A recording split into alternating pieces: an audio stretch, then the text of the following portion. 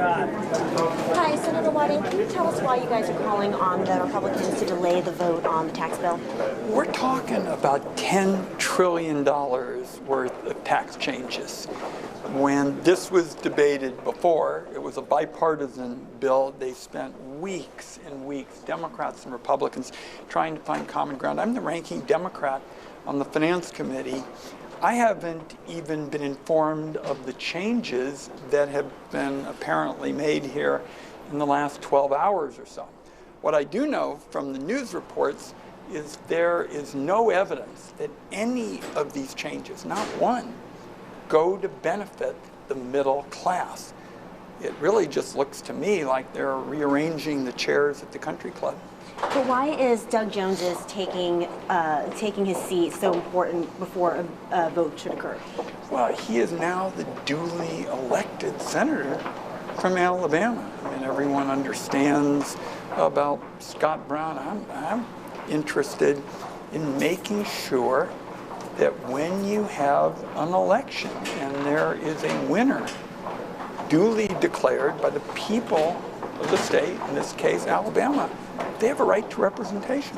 The president seems to think that you're getting close to a deal here. Do you agree? Is an agreement near? Well, again, I'm just really flabbergasted at the idea, particularly when they promised a bill that would really help the middle class. Most of what's there for the middle class is written in disappearing ink. The provisions for the multinational corporations, very generous, permanent. Over half of the middle class folks, based on what we know now, would pay more in taxes a decade from now, 2027. Thank you, Senator. Can you help me real quick? Yeah.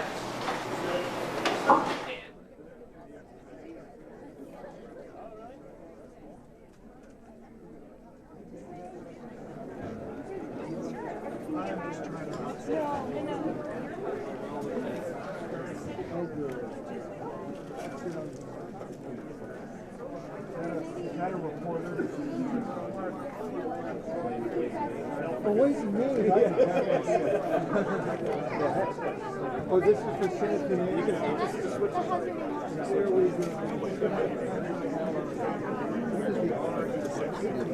We were at I know we're Republicans. That's right.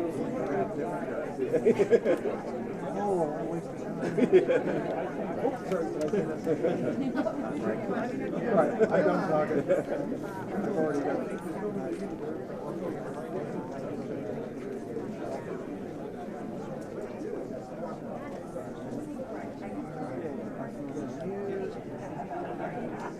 To make the case for delivering on pro-growth tax reform. Are you close to a deal? So it feels very close to an agreement on subsidy tax. Thank you, Chairman.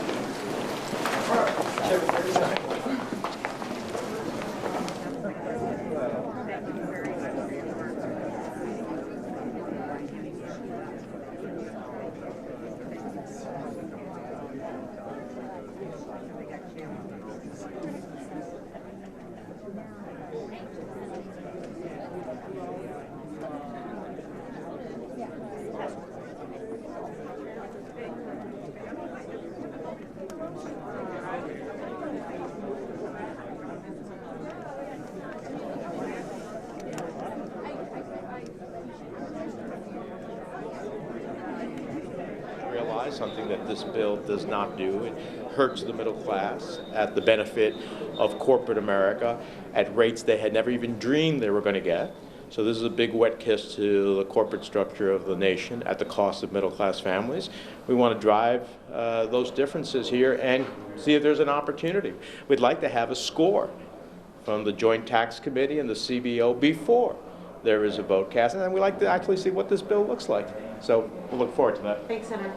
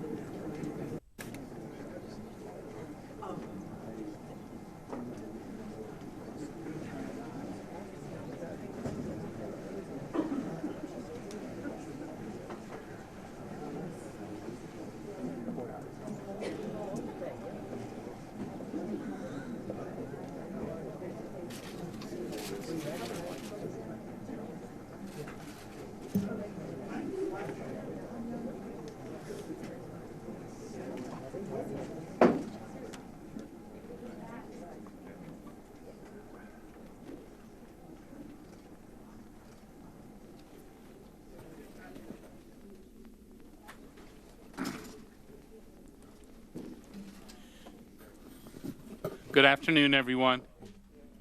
The House Senate Conference Committee on H.R. 1, the Tax Cuts and Jobs Act, will come to order. I'm deeply honored to chair this conference committee, the first tax reform conference committee in 31 years, and to be here with all of you as we move forward with this historic effort. Before I deliver my opening remarks, I want to take a moment to welcome everyone and to discuss the format of today's meeting. I'd also like to thank all the members of Congress joining us today from both sides of the Capitol and both sides of the aisle.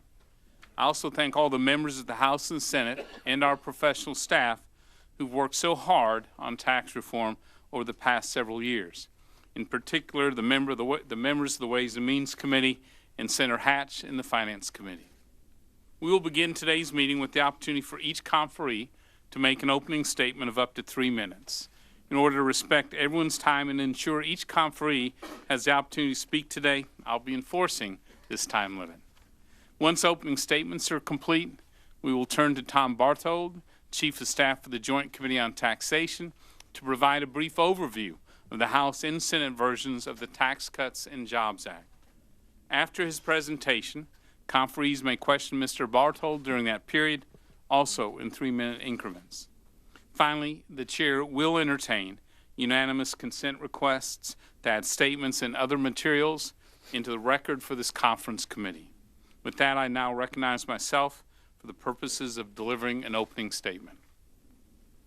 Today, we're coming together as a conference committee with one singular mission in mind: finalizing the Tax Cuts and Jobs Act and delivering transformational tax reform for the first time in 3 decades. We will consider the best ideas from the House and Senate passed legislation and will continue moving closer to one final pro-growth tax reform bill. Throughout our nearly 7-year journey on tax reform, we've had to make many choices with these goals in mind.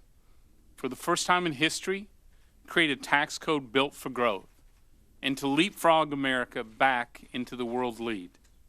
We rejected simply tweaking a few provisions of Washington's monstrous tax code and just calling it a day. Instead, we put it all on the table and went bold for the American people. To make America competitive again worldwide, we rejected simply aiming for average among our global competitors. Instead, we insisted on designing one of the most competitive tax systems in the world for the American people. We decided not only what we wanted our tax code to stand for, but who it would stand with, whether that was Washington's special interests or all the workers, families, and local job creators who truly bring life to our economy. We chose the American people. The bill before us now reflects all these decisions. More than that, it embodies the principles we've been committed to since the very beginning. This bill is a bold departure from the broken tax code America has today. It reduces tax rates for all Americans of all walks of life and delivers the lowest rates in modern history for businesses of all sizes. It provides a modern tax system that is tremendously competitive, one that will leapfrog America to the lead pack among our global competitors and unleash the growth of jobs and paychecks here at home.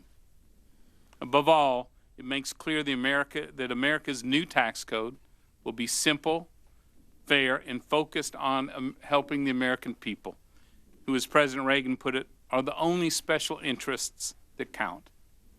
All of our work has brought us to this moment, and we have more important work ahead of us to finalize the bill. Let's not waver now. Let's not give in to the Washington status quo, not when tax reform is so close. This is our once-in-a-generation opportunity to deliver historic tax reform that we and the American people can all be proud of. And if we remain committed to the principles that have guided us from the very beginning, going bold, unleashing American competitiveness, and making our tax code simpler and fair for all Americans, I'm confident we will.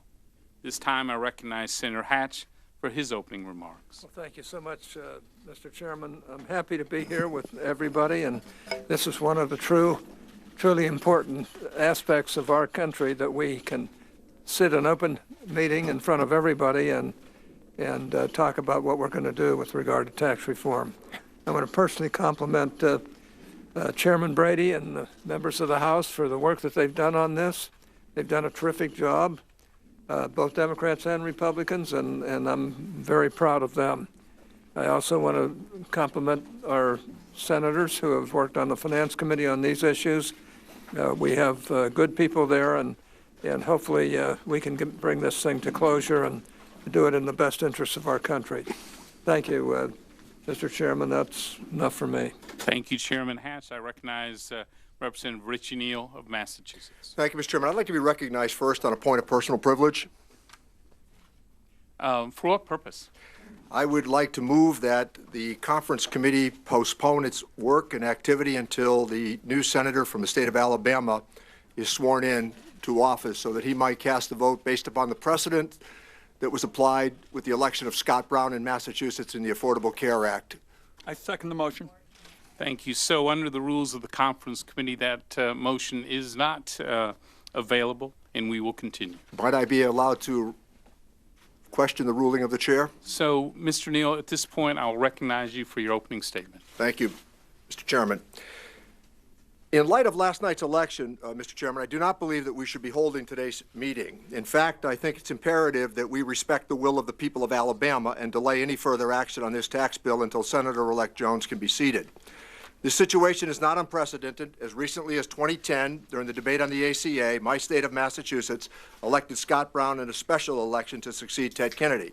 Following the election, we heard strong words from Senator Mitch McConnell, the leader of the Republican Party, in which he, quote, stated emphatically, "I think the message of the moment is that the American people all across the country are asking us, even in the most liberal state, Massachusetts, to stop this health care bill."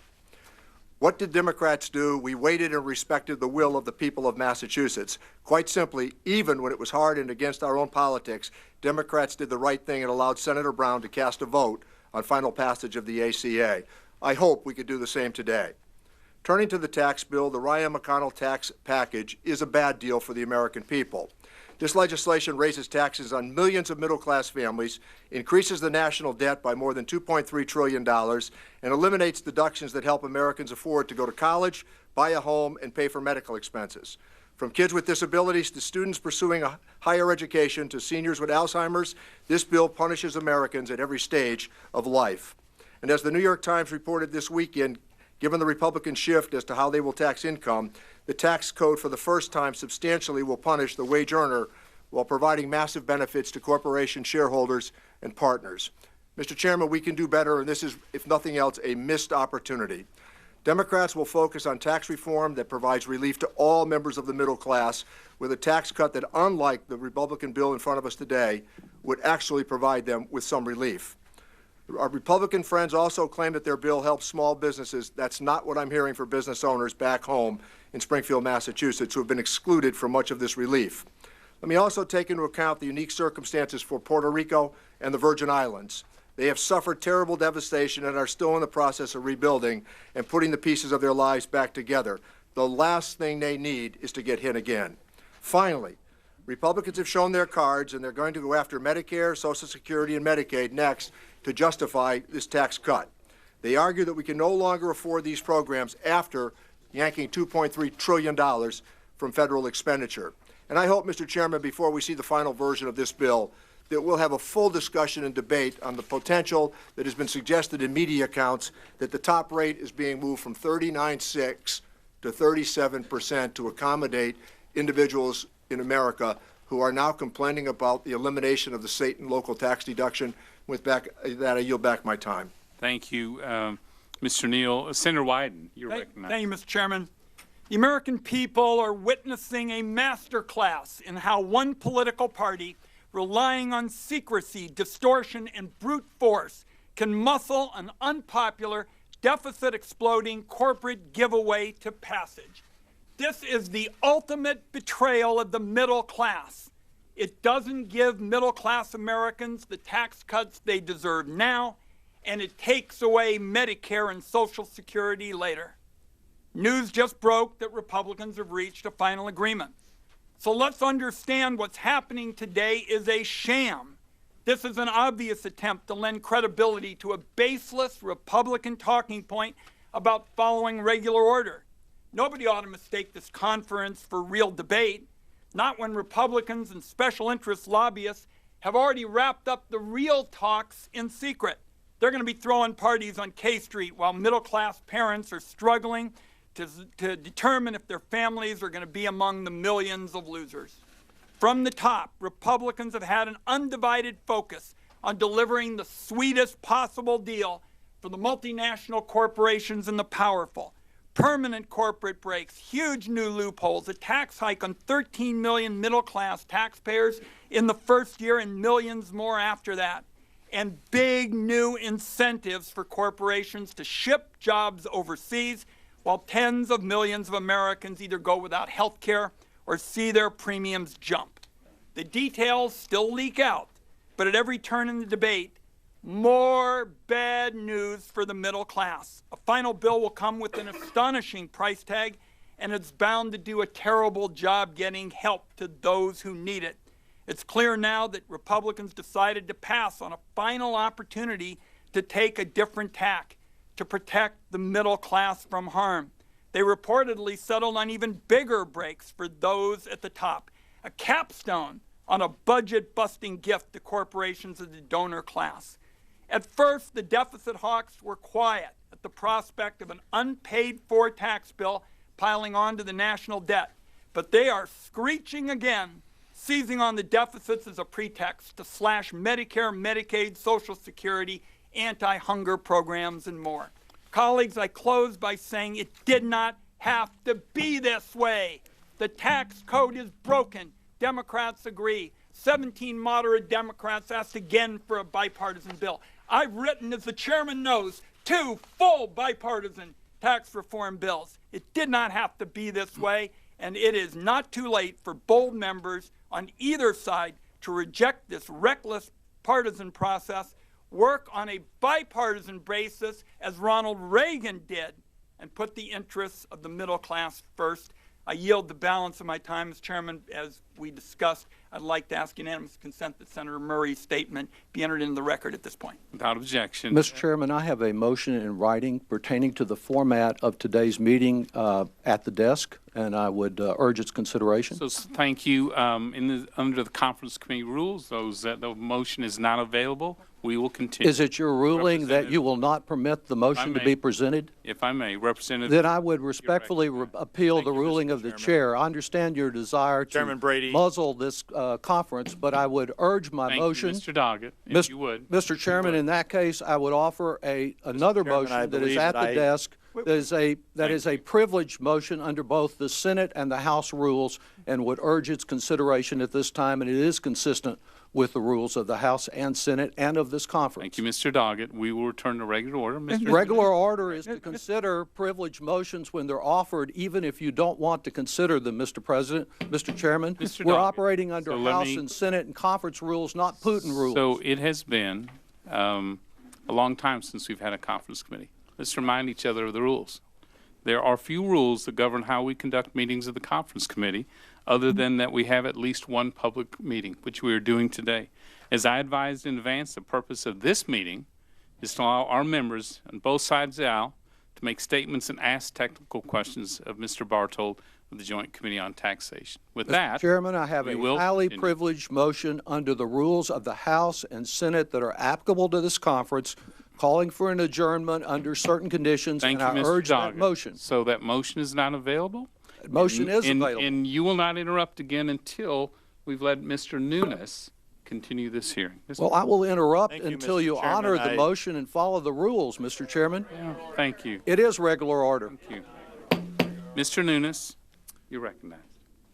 Thank you, Chairman Brady, Chairman Hatch, and fellow members of this historic conference committee. Thank you for your leadership and continued dedication to reforming our nation's broken tax code. We are on the brink of fundamentally transforming our tax system, and I want to take this opportunity to reiterate what I believe should be included in the final bill. Special interests in Washington are constantly adding new provisions to the tax code, making it increasingly complex and rife with loopholes. As a result, the current tax code distorts business decisions and makes it nearly impossible for small businesses to compete on a level playing field. The final bill reported out of this committee must strive to wipe the tax code clean and replace it with simpler and more transparent rules. In addition to policies promoting simplification, several key measures aimed at unleashing small business growth should be included in the final package. One of those is full and immediate expensing for equipment, both new and used, which I have advocated for many years. This would provide a strong incentive for business investment that would create jobs, boost wages, and spark economic growth. Another strong investment incentive I support, which was included in the version of H.R. 1, House version H.R. 1, is extending the lower pass-through rate of 25% to passive business income. This would provide huge incentives for entrepreneurship and overall business investment for startups and small businesses. The provisions I've mentioned will create economic growth, a goal for which my Republican and Democrat colleagues have pledged their support. At the end of the day, we must simply ask ourselves whether we want to stick with today's complex, punitive, and unfair tax code, or take the courageous step necessary to unshackle our economy to the benefit of all Americans. And with that, Mr. Chairman, I yield back. Mr. Chairman, I would have a question, if I might. If there is an agreement from the at this point on the Republican side regarding the conference committee, will we have an opportunity to see that? I know at some point we will be asking Mr. Barthold questions, but other than what I'm hearing from the lobbyists downtown who are now circulating what's in the bill, I'd like to know whether or not they're accurate or not. I'm assuming they are, but So, Senator, if I may, what's the process we will, for us getting under written? the rules of the conference committee, when the committee report is filed, the public and members will have full opportunity to examine that conference committee report, and then under the regular process, to have a vote in the House and the Senate. And when are you anticipating that being filed? And so the timetable will be driven by completion of the conference committee report. Yes. With that, So will it be before we are asking questions of staff, so we know what we're asking about at this point? So I mean, we'll- it's very difficult. I appreciate that we're here, but so it's a great question. how So, do we- Senator, how do we I ask questions? anticipate the conference committee will file its report at the end of this week. end of the week, but Yes, ma'am. today we're asking questions. So could you give us a hint on what we're asking Yes. questions about? I'd be glad to. So the Senate passed a tax reform bill, as the House did as well. So we'll be questioning Mr. Barthold on the two bills which we are reconciling the differences of. Okay, we just don't know what you've agreed to at Senator this point. Enzi. Thank you. Chairman Enzi, you're recognized. Thank you, Chairman Brady, for convening this important meeting. This is an important day as we take another step closer towards enacting historic tax reform that'll help boost America's economy, that'll make the system simpler and fairer, and it'll put more money in people's pockets. This will also help grow the economy, create more jobs, and it will raise wages for hardworking families. The time for reforming our tax code is long overdue, and our economy, businesses, and American families are paying the price. Since we last transformed our tax code roughly 30 years ago, globalization, the emergence of new technologies, changes in the labor force have transformed the way our economy operates. It's past time for us to act to modernize our tax code so that our nation can remain competitive in a 21st century economy. Our current code is an outdated mess that's hurting American workers and holding our economy back. That's why we need tax reform that will ensure the competitive footing of our businesses and make our system simpler and fairer and allow people to keep more of what they earn. The Tax Cuts and Jobs Act will do that. It'll provide tax relief for hardworking Americans and make changes to our tax code that businesses large and small need to help grow the economy and create jobs. If you care about jobs, if you care about American companies staying here and being able to compete globally, then you should care about reforming our business tax system.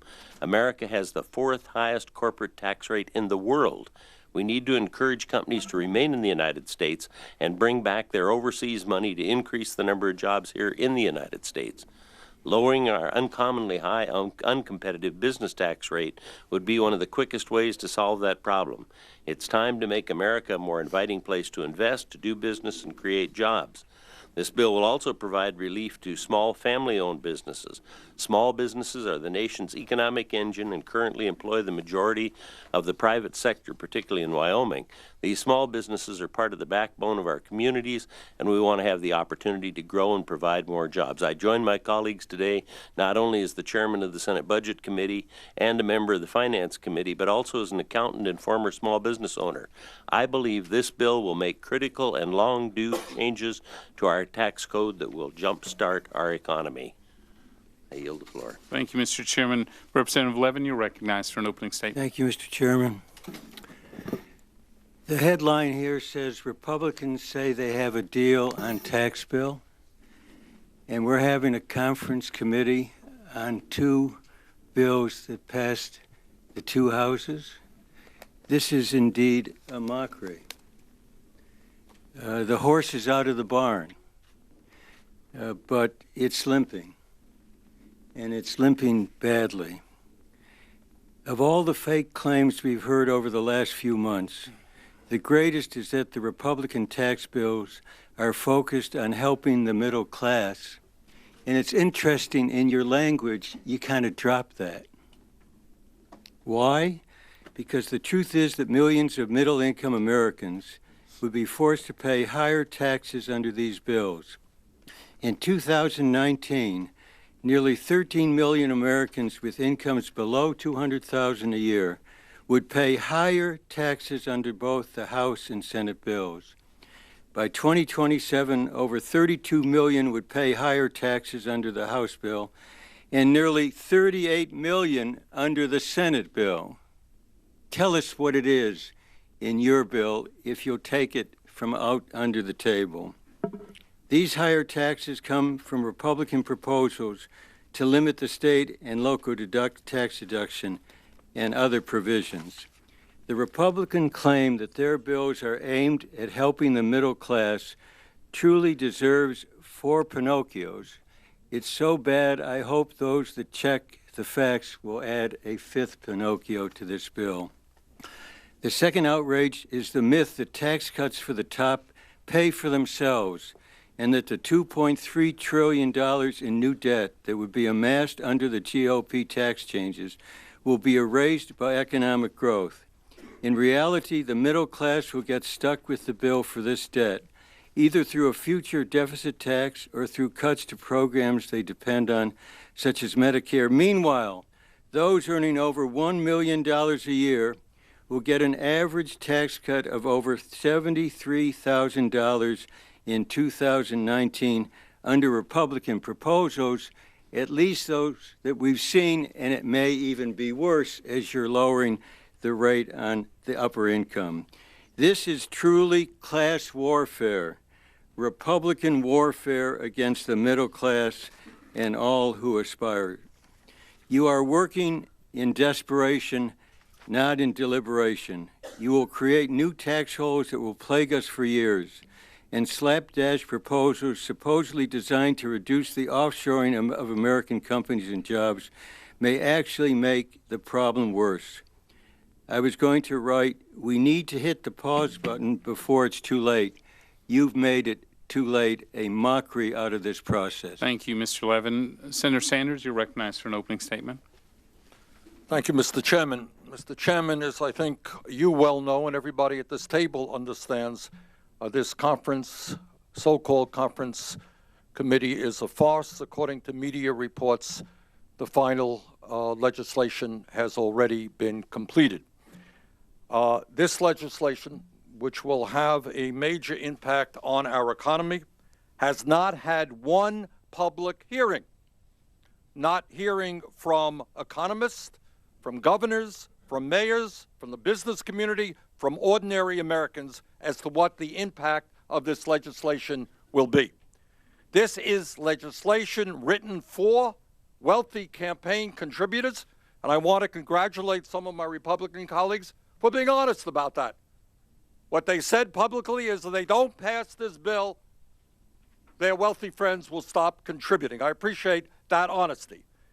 This legislation, in fact, not only had no public hearings, but it did have some 6,000 Washington, D.C. lobbyists working on it behind closed doors. Mr. Chairman, every poll that I have seen shows that by overwhelming numbers, the American people do not want this bill to be passed. They know that in the Senate bill, in the midst of massive income and wealth inequality, 62% of the benefits go to the top 1%, and 42% of the benefits go to the top 1/10 of 1%. In America today, the very wealthy are becoming much more wealthy while the middle class continues to shrink. And your solution is to give 62% of the benefits to the top 1%. The American people also understand that at the end of 10 years, 83 million middle-class families will see their taxes go up under the Senate bill. They know that with 13 million Americans losing their health insurance, health care premiums on the individual market will increase by 10%. And they know that despite the Republicans telling us how concerned you are about the deficit is going to go up by $1.4 trillion over the next 10 years. And what the American people also are deeply concerned about is what House Speaker Ryan is talking about. And what he is talking about is that after you raise the deficit by $1.4 trillion by giving huge tax breaks to the wealthy and large corporations, you're going to come back and you're going to cut Social Security, Medicare, and Medicaid, and education, and the needs of working families. What kind of decency is there when we have legislation that gives massive tax breaks to billionaires and then comes back in months to cut Social Security, Medicare, and Medicaid? This bill must not be passed. Mr. Roskin, you're recognized for an opening statement. Thank you, Mr. Chairman. You know, 50 years from now, economic historians and social scientists are going to look back at this moment. And what we're actually talking about right now is bigger than tax reform. Because if you peel this discussion back, what you will see is two views of the economy that are competing for the affections of the American people. Just two entirely different worldviews. And in my opinion, one of them is a cul-de-sac. It is basically the economics of envy, and that was the description in a nutshell of Senator Sanders a minute ago. By contrast, there is the economics of invitation and opportunity. And in my opinion, that is really what this debate is all about. And that's why it is so hopeful. And look, the American public has been told in the previous administration, you're stuck in your station in life. And the only way you can get out of your station in life is if some federal program comes over the hill and pulls you out. And I'm not against federal programs per se, but you take my point. That is, we need a generation of millennials who are coming to fruition and coming to maturity in an economy that is growing and vibrant and dynamic. I think what is so interesting is the American people, in my opinion, are longing to be kindled and to be coaxed and cajoled out of the cul-de-sac of envy and onto a highway of opportunity. And when it all comes down to it, the proof is that that is who the American people are. We have historically not been a jealous people. How do I know that? Because when people are successful around us, what do we say? How nice for you. And here's why we say that. We think that could be me, that could be my kids, that could be my grandchildren. And we know time and time and time again the stories of people who have gone from incredibly modest backgrounds, some of whom are sitting at these tables, to incredible success within a lifetime and so forth. So tax reform matters. It is at the foundation. It is at the foundation of this. But we are talking about a trajectory that is going to impact our nation like no other vote that Congress is going to take. And in closing, let me make this point. We all long for America to be a strong diplomatic power. In order to do that, America needs to be a strong military power. And in order to do that, America needs to be a strong economic power. So we can do incredible things if we focus in and recognize where we are and where we need to go. And Mr. Chairman, I ask unanimous consent to admit for the record an editorial from the Chicago Tribune from December 5th entitled, "This Tax Deal Will Make America More Prosperous." I yield back. Without objection. Senator Murkowski, you're recognized for an opening statement. Thank you, Mr. Chairman. This effort before us, this tax reform, I believe will be good for our economy, good for jobs and growth, good for American families and businesses. And I'm proud to be able to support this effort to reform our tax policies. I'm also proud to be the lead author of our energy title, which contains the single most important step that I believe we can take to strengthen our long-term energy security and create new wealth. Create new wealth. We fought long to authorize a program for responsible energy development in Alaska's non-wilderness 1002 area, which Congress specifically set aside for its evaluation of its oil and gas potential. Within our Title II, we've strengthened this within committee by adopting a bipartisan amendment from Senators Cassidy, Strange, and Kirk that will increase revenue sharing for the Gulf Coast for priorities like coastal restoration and hurricane protection. We raise within our title more than $1 billion over the next 10 years, and once production begins, it will likely raise over $100 billion for the federal treasury. And again, this is new wealth from responsible development and the investment that it brings.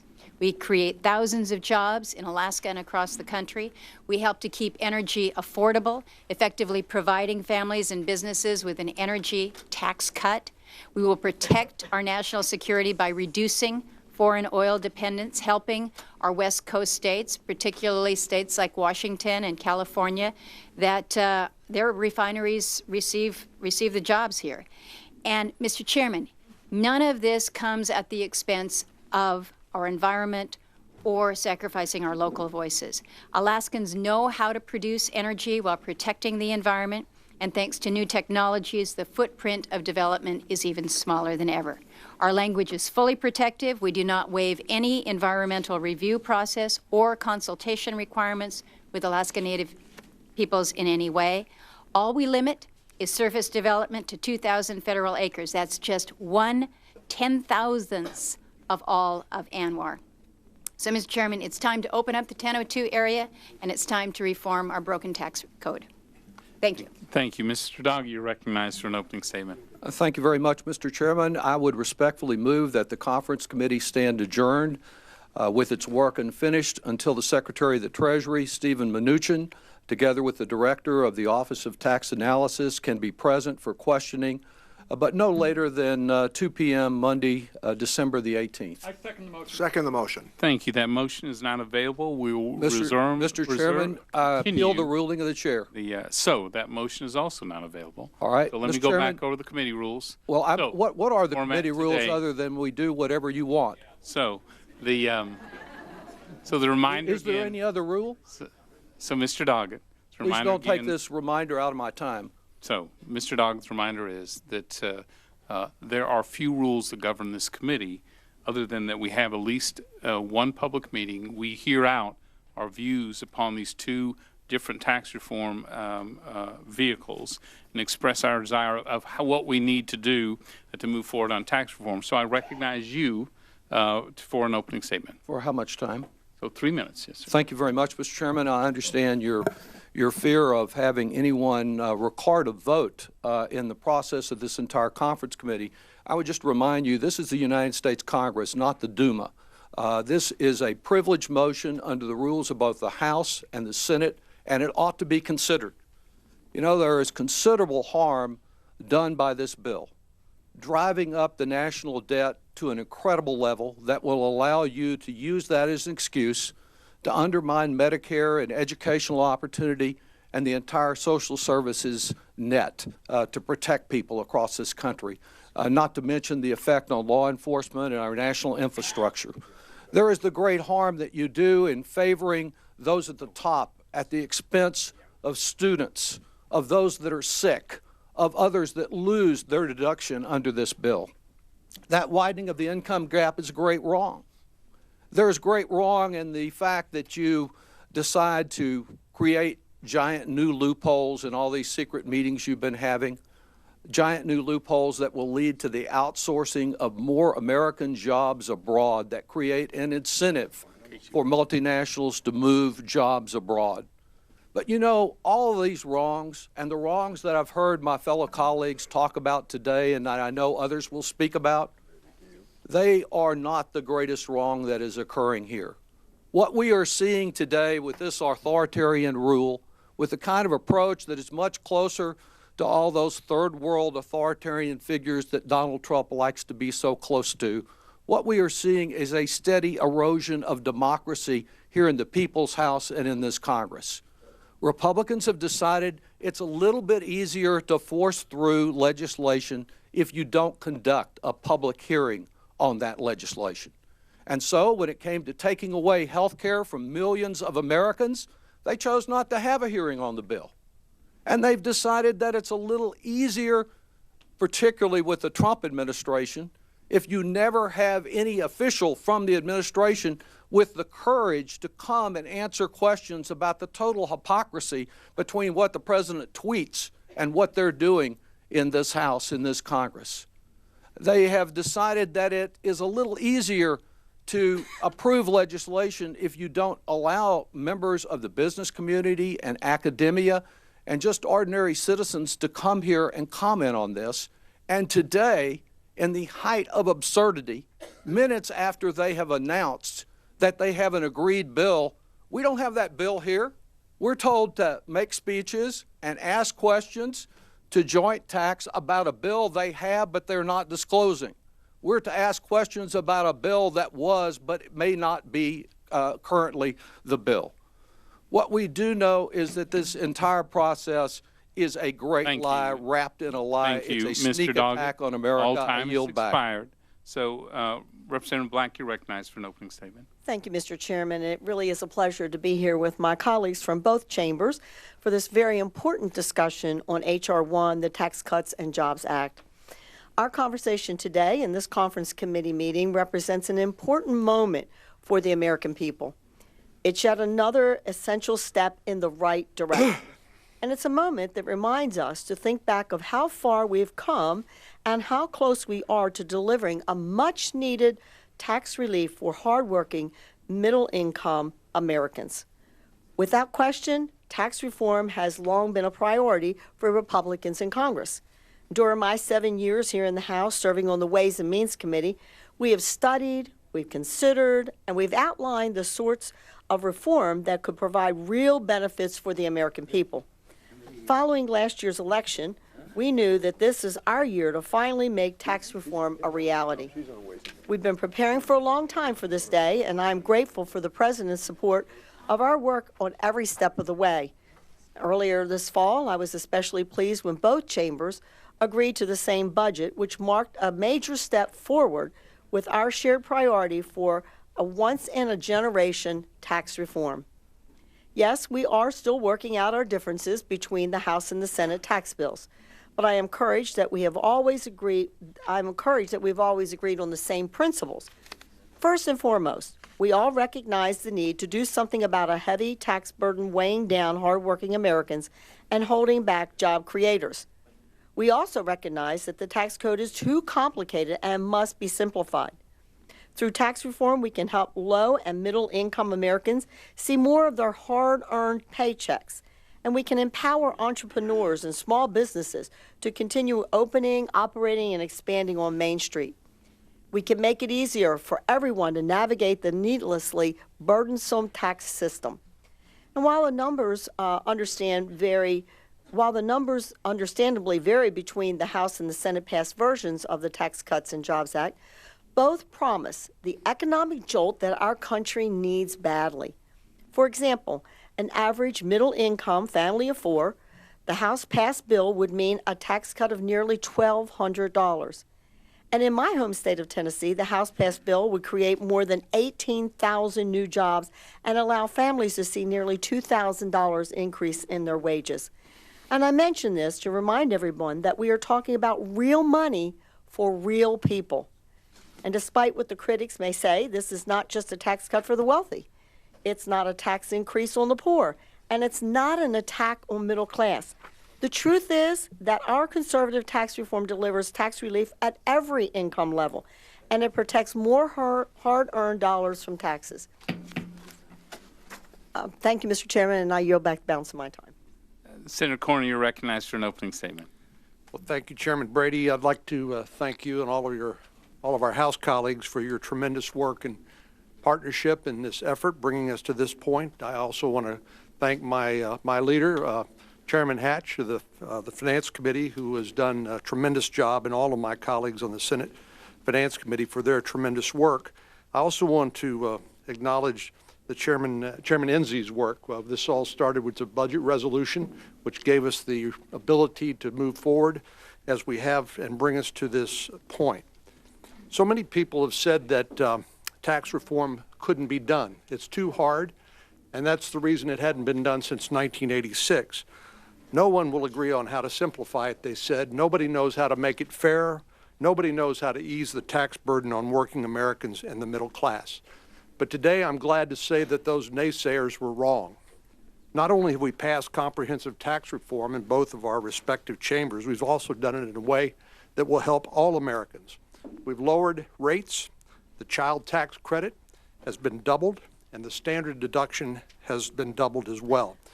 Companies are incentivized to invest and relocate in the United States rather than to take their operations and investments and jobs overseas. Truthfully, some of this we've done by adopting some of the ideas of some of our colleagues across the aisle over the years. I know the senator from Oregon, the ranking member of the Senate Finance Committee, had a great piece of legislation. It was called the Coates-Wyden plan, which argued for a corporate tax reduction, recognizing that America had the highest corporate tax rate in the world, and that chased jobs and investment overseas. We've adopted that concept along with other concepts and included this in the bill to make America's tax code much more competitive.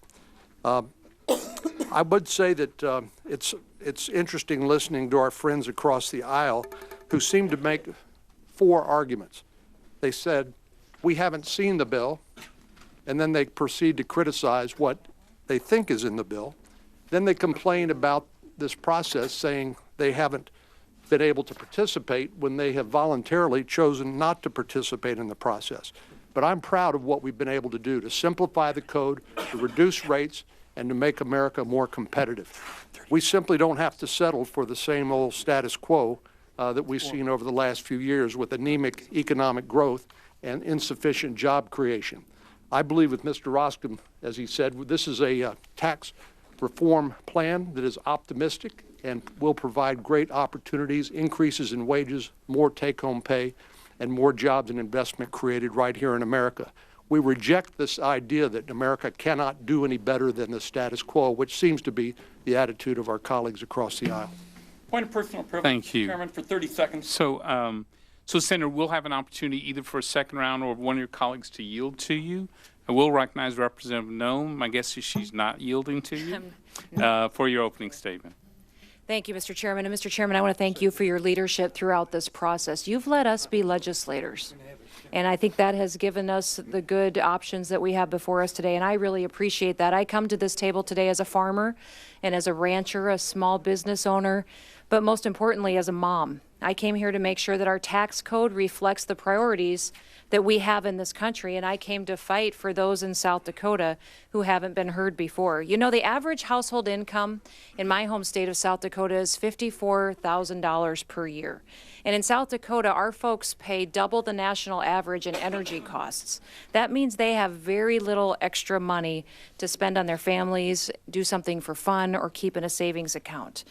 We need to build a healthier economy that creates jobs that pays them higher wages, let them hang on to more of their dollars each and every day. And so that's why in this bill, I fought not only to significantly lower tax rates, but also to dramatically expand the child tax credit, to keep the child care tax credit, to make sure that we had flexible spending benefits, and also that we maintain incentives in our tax code for saving for retirement, for education, making sure that we have money to build a new home.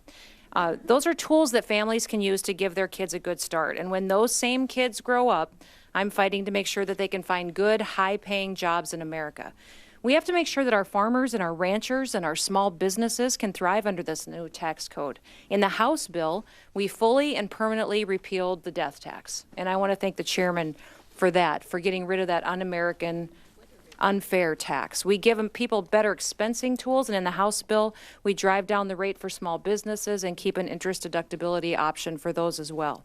I understand that no tax form plan is going to be perfect in everyone's eyes. We had 12 formal hearings on taxes in the Ways and Means Committee and discussed all the different options and proposals that everybody had. But what I want to remind each and every conferee that's here today is that we weren't called here just to make a few tweaks around the edges, to make a few changes. We were called here today to make sure that our tax code is fixed forever. We do this once every 30 years, so let's not tweak it and just change it. Let's fix it for the long term. The American people deserve more control over their paychecks. They've worked hard for that money. They've taken time away from their families to earn that money. They ought to be the ones deciding how, where, and when to spend it. So thank you, Mr. Chairman, and with that, I yield back. Thank you. Representative Garayova, you're recognized for Thank you, Mr. Chairman. Mr. Chairman, it's very difficult as we go through this process, the denial of motions. You, sir, keep referring to the rules of the conference. I think I'm missing something. When did we adopt those rules? What are they? When were they decided upon? You know, it's difficult not to feel like a prop here. This has been predestined and decided already. For example, you know, the Senate chose to use the tax bill to try to open up the Arctic National Wild Refuge to oil drilling, a completely unrelated, unpopular provision that should be forced to this Congress under these procedures. They should be taken out. And the issue is that the native people in the area, it's not just their opposition. It is the fact that this is not necessary. It's wildly optimistic that because of these, what's going to happen in the Arctic Refuge, that somehow that is going to offset part of the huge deficit that's being created by this legislation. We don't need the oil. We're exporting millions of barrels a day from this country. And I would hope that there's consideration given to that. But there's other things as well. An important issue is Puerto Rico. The House chose to put a 20% excise tax on products manufactured in Puerto Rico by U.S. companies. That further devastates that island, whose recovery has been shortchanged by federal agencies in terms of responding to their needs. While I have many concerns about the tax bills, including my Republican colleagues' blatant attempt to make college even more unaffordable, the Senate's attempt to cut off health care for 13 million Americans, well, let me just end with this. I hope that my colleagues will hear what the will of the American people. They don't want a tax giveaway to billionaires and corporations at the expense of the middle class, plain and simple.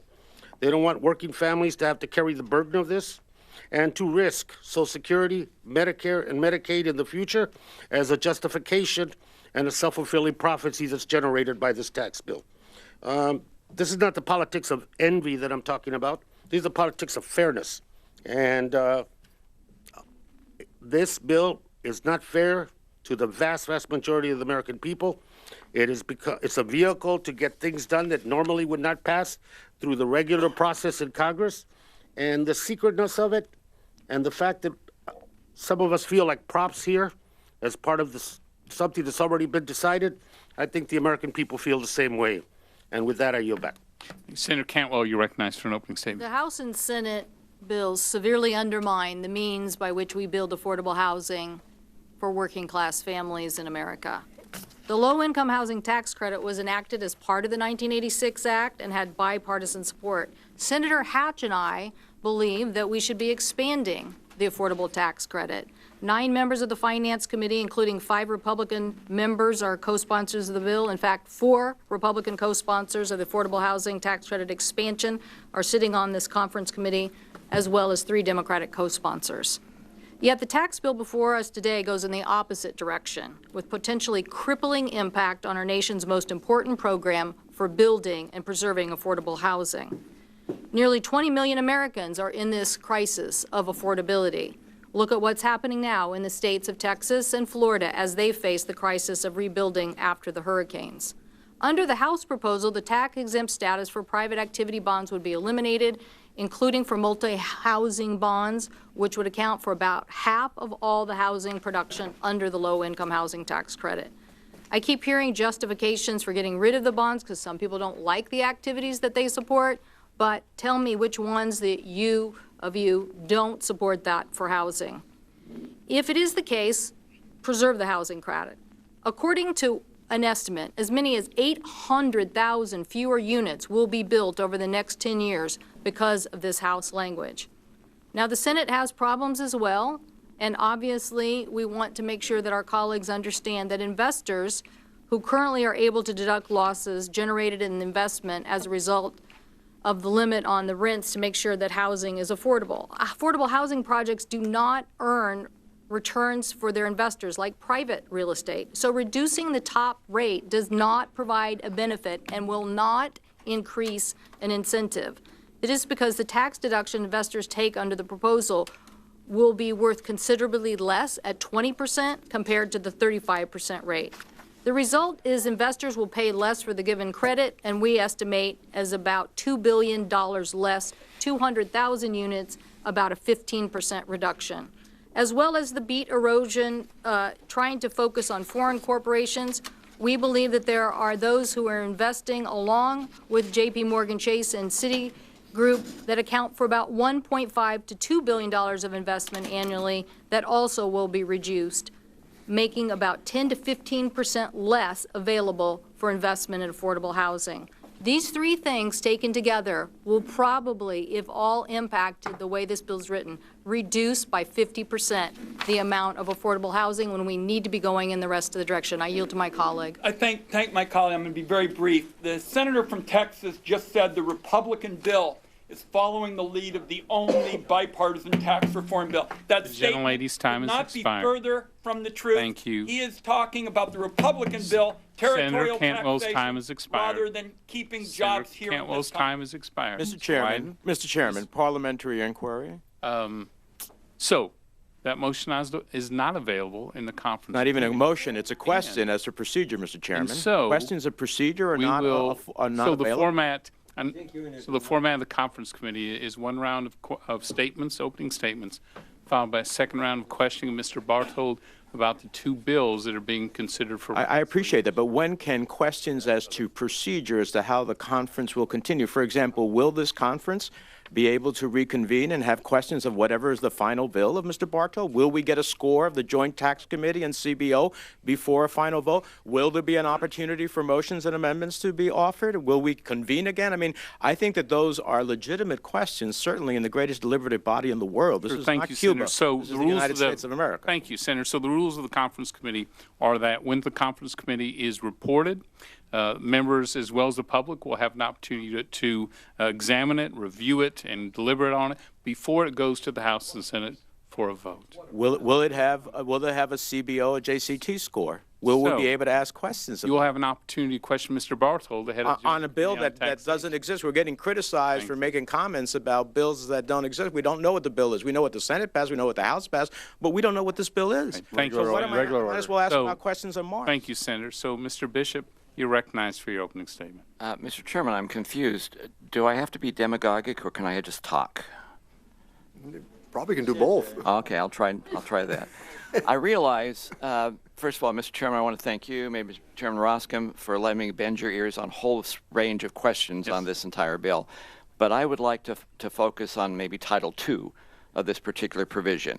And for Ron, if you'd like to tell him, it's probably not as good as the Wyden-Bishop bill, but it's darn close to it. So thank you for that. Look, this bill, or Title II of this bill, actually fulfills the Budget Committee's instructions to us to provide revenue as well as to provide energy security and independence at the same time. So the 1002 area that was established, when it was established, the special purpose of that is consistent with what we are doing in Title II.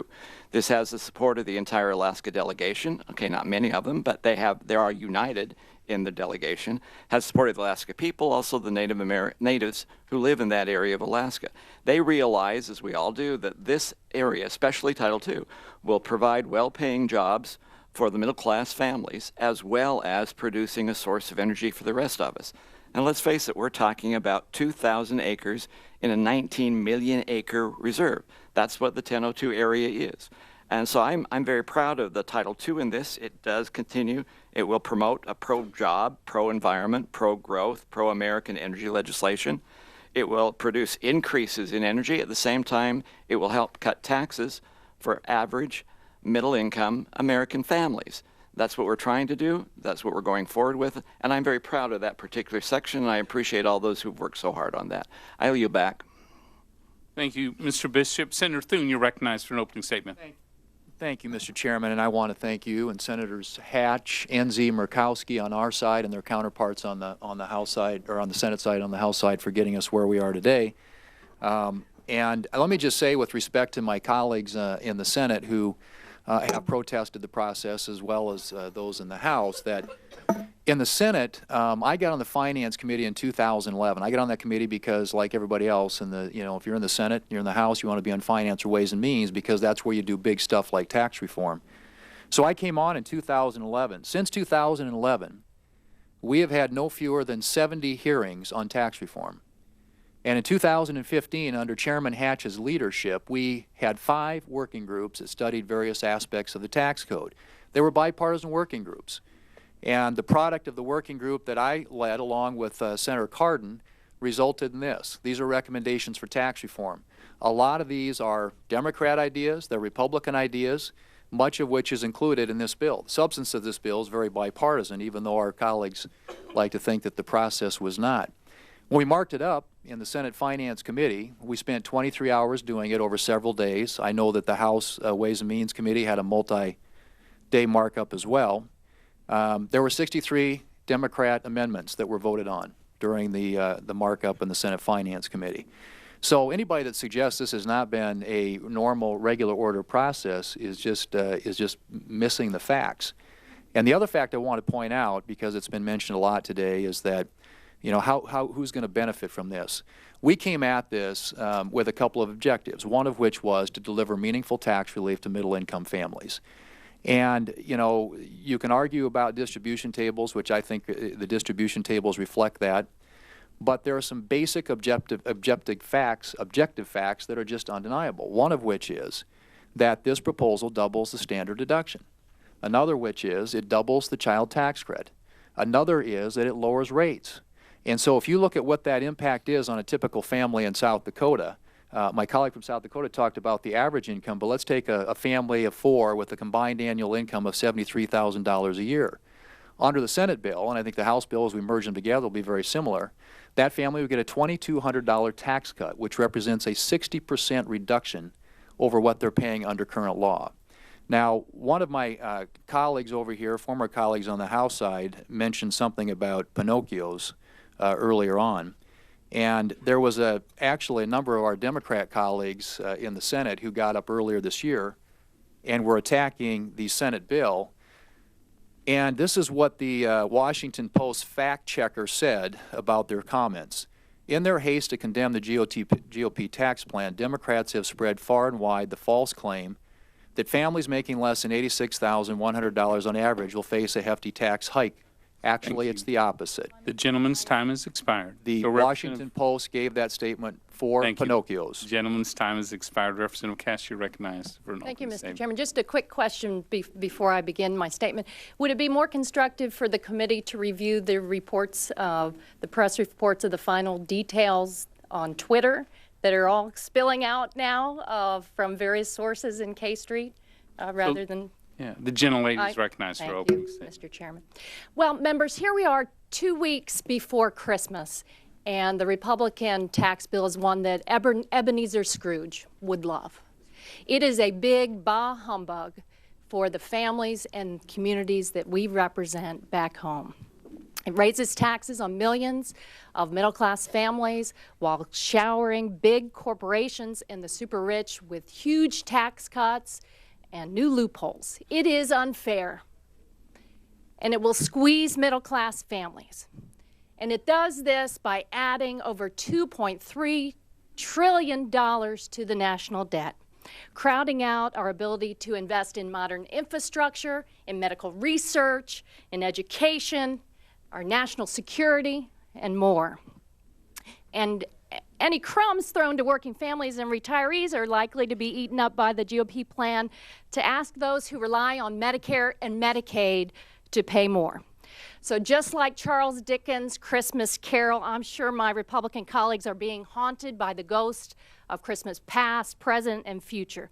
Now, the ghost of Christmas past reminded Scrooge that he had lost the love of his life because he loved money more. He loved money more than anything else. And that's what the Republicans propose, to reward privilege rather than hard work. Greed doesn't make America great. What makes America great is opportunity and sweat and hard work. Republicans yank up the ladders of opportunity for teachers, for graduate students, and families with student loans.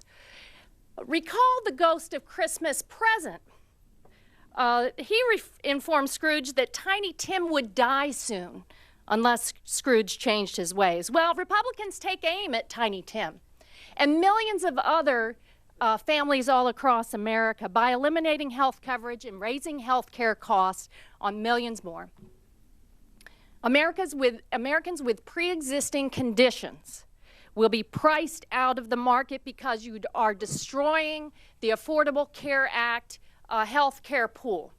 Over 1.7 million Floridians right now depend on the Affordable Care Act for their health coverage. And if that isn't enough, Republicans are poised to end the medical expense deduction and thereby impose a new health tax on families. with a child with special needs, with families that have a member with Alzheimer's or cancer, or a spouse in a skilled nursing center. And you should also fear the ghost of Christmas yet to come, because Republicans add $2.3 trillion to the national debt. This is fiscally irresponsible. It's a ticking time bomb. But Speaker Ryan says no worries. Our ability to, we're going to look to Medicare and Medicaid to make up the difference. It's unfair and it's a big bah humbug. Senator Stabenow, you're recognized for an opening statement. Thank you, Mr. Chairman. I've said it before and I'll say it again. We need tax reform that creates jobs, that closes tax loopholes and brings jobs home, protects our farmers, helps our small businesses, puts more money in the pockets of middle-class families in Michigan and across the country. If that was the legislation in front of us, or whatever is going to be in front of us, whatever version that we see, I'd be happy to support it. However, that is not what this legislation does. Instead, it provides huge tax giveaways to the wealthiest 1% and promises Michigan families the same old trickle-down economics. This is not new. Same old trickle-down economics that somehow never trickles down to them in their paychecks or in their pockets. Under the Senate bill, parents making $500,000 a year will enjoy a new $4,000 child tax credit for their 2 children. Meanwhile, the working class parents of 10 million children will receive nothing under the House proposal, $75 or less under the Senate proposal. We don't know about the final here. That's not even enough to buy a week's worth of groceries. And millions of middle-class Americans will actually get a tax increase. Happy holidays. Here's your tax bill. Now, a few of my friends across the aisle have told the truth about this legislation. One of our House Republican colleagues from South Carolina said, quote, fundamentally, the bill has been mislabeled. From a truth in advertising standpoint, it's fundamentally a corporate tax reduction and restructuring bill, period. He said, I think they were particularly concerned about innuendo and what that might mean. So it was labeled a middle-class tax cut. Well, labeling something a middle-class tax cut doesn't mean it's a middle-class tax cut. Families in Michigan deserve better, they deserve tax relief, and they deserve to be told the truth. And here's the truth. Since 1979, wages for the top 1% have grown by 138%.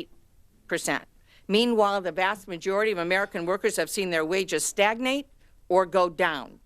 And Republican colleagues on the floor, and I want to show a chart that was used over and over again on the floor in the Senate, promising hardworking middle-class families that by giving the top 1% and largest corporations big tax giveaways, that they'd get at least $4,000 in higher wages. That's what we saw on the floor.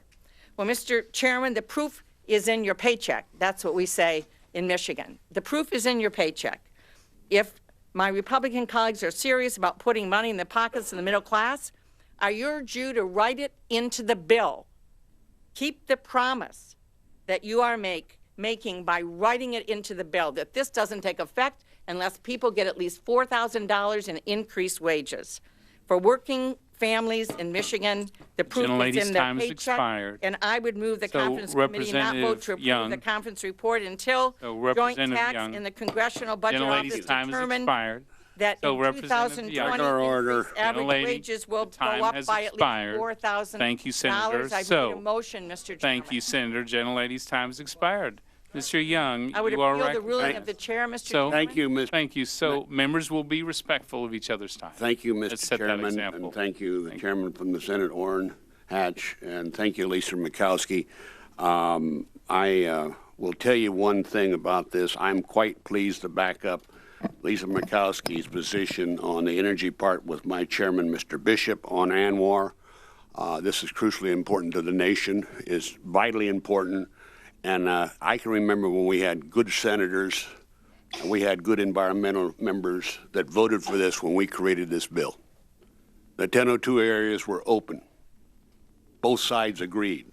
Where the oil was, it was never to be a wilderness area. And I constantly hear this nonsense from the other side of the aisle that drives me crazy because you don't read the history. As a dean of the House, I have a little history of how things should be done, how they were done, and why they can still be done. Most of you never participated at all because you wouldn't participate when you were asked, House and Senate side. That's not good legislation. That's TV legislation. You're playing to the cameras. Thank God, Mr. Chairman, I asked unanimous consent and my written statement will be submitted. But thank God, because this is not in my statement, thank God I'm wearing my cowboy boots today. You know why cowboys wear cowboys boots? To keep their damn pants clean from the horse manure that comes from people that don't know what the hell they're talking about. Now, you can have all the different opinion you want about this. I don't believe, in fact, I'm sure you're wrong. But consequently, if we're wrong, you ought to be happier than the devil. You ought to be real happy. You can say, look what the Republicans did. Look what they did. They hurt you. They hurt your economy. You don't have as much money if you're right, Madam Senator. If that's right, then you can brag about it. But we happen to be right, and this country comes back and does as it should and be given the opportunity to advance so we can have the real jobs, not government jobs. So we can do it with the freedom. That's what we need. This bill does it. And I want to thank all the conferees for working on it. Those who don't agree with it, you'll have your chance to vote on it. You can vote no. If it doesn't work, blame us. If it does work, say, God, they did a great job. Let's be honest with ourselves. I yield back. Senator Portman, you're recognized for an opening statement. Thank you, Mr. Chairman. And let me start by thanking you for your civility and your leadership, Chairman Brady. And look, I think everyone around this table would have to agree that for years and years we've been talking about doing exactly what's in this bill. We've been talking about middle-class tax cuts, and really for the past decade or so there hasn't been an increase in wages, and yet there have been increases in expenses. Primarily, for most families, the biggest expense is health care. And that middle-class squeeze is real, so middle-class tax cuts are appropriate. And that's in this bill. And we're going to hear from Tom Bartold in a minute, and I agree with my good friend Debbie Stabenow, who is a good friend. The proof is in the paycheck, and people are going to see it. They're withholdings. They're going to see it in January if this thing passes. And that's real. If you're a family living in Ohio, the average tax cut for a median family income in Ohio is $2,375. And by the time this conference committee ends up, it may be more than that. And that's the proof in the pudding. And, you know, we can go back and forth as to whether that's high enough. Earlier, someone saying that's not enough. I mean, you're living paycheck to paycheck. That's a big deal. Big deal. And a lot of our constituents are. We've also talked for years about a more competitive tax code that enables our workers to compete around the world. And it is irresponsible that here in Washington, D.C., we've allowed for the last 31 years a tax code that says, you know what, if you're an American worker, you've got to compete with one hand tied behind your back because of our tax code. A recent study came out showing 4,700 American companies have become foreign companies in the last 13 years because of our tax code, who otherwise would be American companies if we had passed this bill. They set a competitive rate and territorial system, they'd be American companies. So I know there's concerns about, is the base erosion tough enough in here? Let me tell you, the status quo is not working. We are losing jobs and investment every day overseas, and American workers are bearing the brunt of that.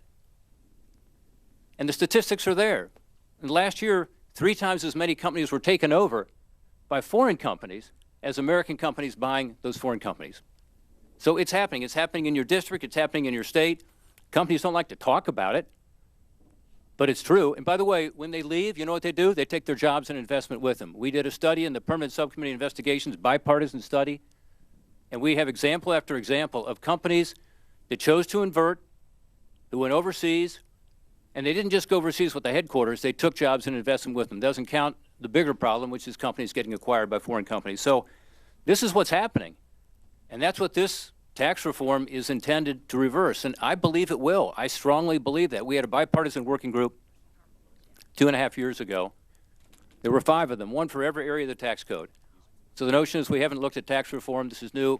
Bipartisan working groups in the Finance Committee. I know you've done this in the Ways and Means Committee as well. Those bipartisan working groups came up with different proposals, and on the international side, Chuck Schumer and I co-chaired it. This is where we came out. Gentleman's time has expired. Thank you. Senator Menendez, you're recognized. Mr. Chairman, I appreciate my colleague from Alaska's comments. I had the privilege of serving with him here. But when you create the manure, you have to walk in it. So let me just say that the reality is that middle-class families in New Jersey, they know that this is a big, fat, wet kiss to corporations, including corporations that are foreign corporations, at the expense of working middle-class families that are left behind. And referring to the bills as we know them, because I don't know what bill you've negotiated, but referring to the bills as passed, at least, 96% of families making under $10,000 per year in 2019, that bill will either raise taxes on them or keep them the same. But in contrast, it would provide at least $500 tax cut to over 80% of those who make over $1 million per year. So the single mom working full-time in a low-paying job, earning less than $10,000 per year, they may very well see their taxes go up or stay the same. But for the incredibly fortunate few, making over $1 million per year, over 80% of them are going to see a $500 tax cut at a minimum.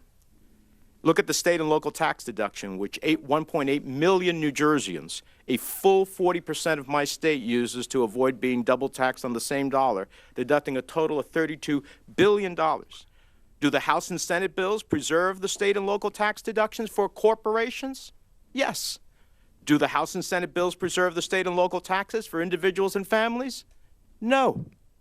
So to me, this perfectly encapsulates the warped sense of priorities this bill promotes. Whenever there was a decision, whatever trade-offs needed to be made, corporations always won and the middle class always lost. And we're trying to decide between corporations losing the SALT deduction or middle-class families losing it. They put corporations ahead of people. I don't see that as pro-growth. And only in Washington does expiring, vanishing, individual limited tax cuts to fund permanent corporate tax cuts is viewed as helping the middle class. And only in Washington is raising the debt by $1.5 to $2.3 trillion when you add interest is a view as to how we create economic growth, when that will ultimately be used to go after the very programs that the middle class depend upon, to have their parents in a nursing home, to take care of the seniors who help build families and communities, for those who are disabled in their families, and which we see the Speaker has already said that's priority number one next year. That's what we're going to use the $1.5 trillion added to the debt already. That, in my mind, is not a pro-growth strategy. And for all my friends that I've listened to for the better part of 25 years being chicken hawks, well, I mean, deficit hawks, they've become chicken hawks. Thank you, Mr. Chairman. Gentleman's time has expired. Mr. Upton, you're recognized for an opening statement. Well, thank you, Mr. Chairman. As everyone in this room knows, our tax laws have not been updated in 31 years, and I've personally heard countless stories from folks across Michigan impacted by a tax code that is outdated, unwieldy, too often rewards those at the very top at the cost of regular folks. And it's become abundantly clear that the status quo is a major drag on our economy and on Michigan families struggling to get by. I would also note that the largest employer in one of my counties moved across the ocean to take advantage of their lower corporate rates. This bill will change that. The Tax Cuts and Jobs Act will make our tax code simpler, fair, easier to understand, and I support efforts to advance pro-growth, pro-American tax reform and relief. And hopefully the days of anemic 1% real growth are over. Also, I want to make note of my strong support to include medical deductions as part of the tax code. I think that's very important. Now let me turn to the Senate's oil and gas provisions in Title II. I support the ANWR provisions, though I wish that they could have been drafted in a way that would have preserved the full $1.1 billion that expected to be generated from lease sales. I also support lifting the caps on offshore oil revenue sharing for Gulf states as long as they're paid for responsibly. I'm not opposed to using SPRO as a pay-for, but any new drawdowns have to be carefully considered in light of our existing obligations. We're already using SPRO to pay for the last budget deal, highways, and 21st Century Cures, which was signed by President Obama a year ago today.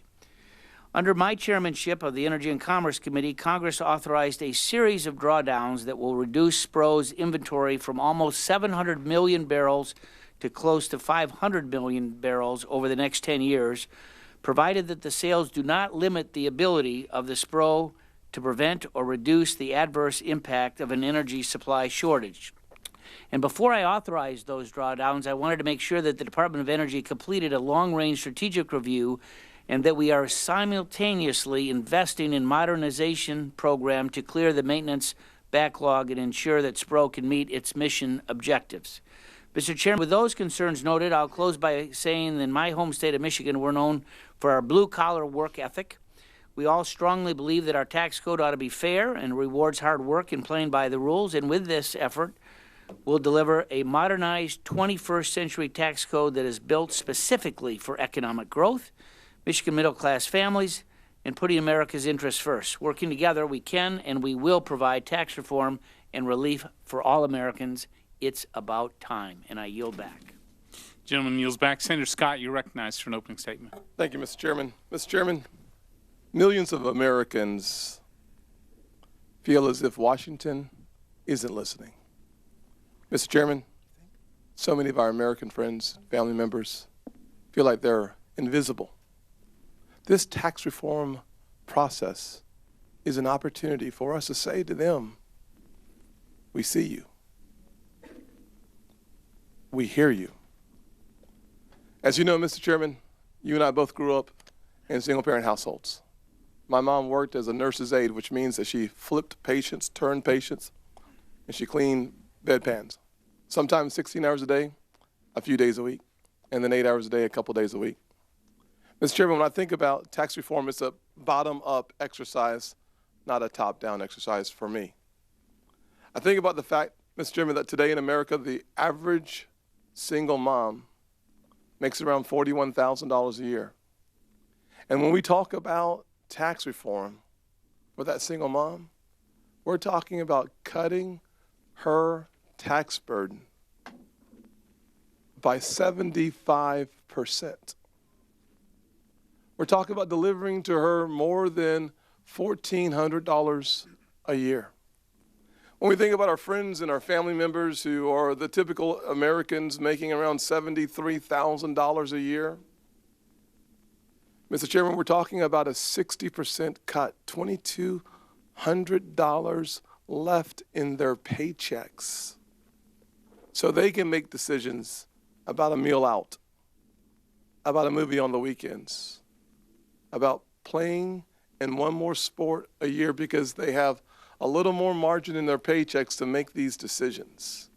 Perhaps for folks who are fighting for a Republican form of tax reform or Democrat form of tax reform, maybe all of this sounds good for the base. But for the average American in the average place who simply wants to know, how can I keep more of my hard-earned money? That's the question I want to answer. It's in making sure that our proposals delivers to them an increase in their paycheck that reflects the fact that we have confidence in their ability to make better decisions for their families. Mr. Chairman, the thing that changed my economic life was becoming a small business owner, and I will tell you that in a similar fashion, today, this week, a recent survey said that 7,000 employers would increase wages and benefits. So almost as many said that they would also increase wages. Mr. Chairman, I know my time is running out. I don't want to hear regular order on your side or their side. I will simply say that America's future is brighter. Gentleman's time has expired. Thank you. Senator Carper, you're recognized for an opening statement. Let me just start off by saying, colleagues, what a joy it is to serve in the Senate with Tim. And he is a gift, I think, from the people of South Carolina to our body, the United States Senate. He mentioned his mom. One of the things, as I understand it, the legislation that certainly came out of the Senate Finance Committee for families that are making about $30,000 a year, they realize tax reductions the first couple of years, but not after 2019. $40,000 a year, they realize tax reductions for several years beyond that, but not forever. And so I ask us to keep that in mind. Sitting here, this is my first conference committee in quite a while. My service in the House and my service in the Senate was interrupted for 8 years.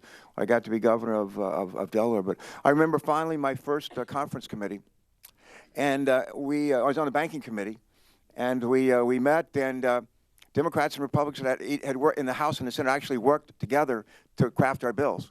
And the amendment, the bill, the House Banking Committee that we were conferencing on, included my amendments, other amendments, Tom Ridge and other people like that.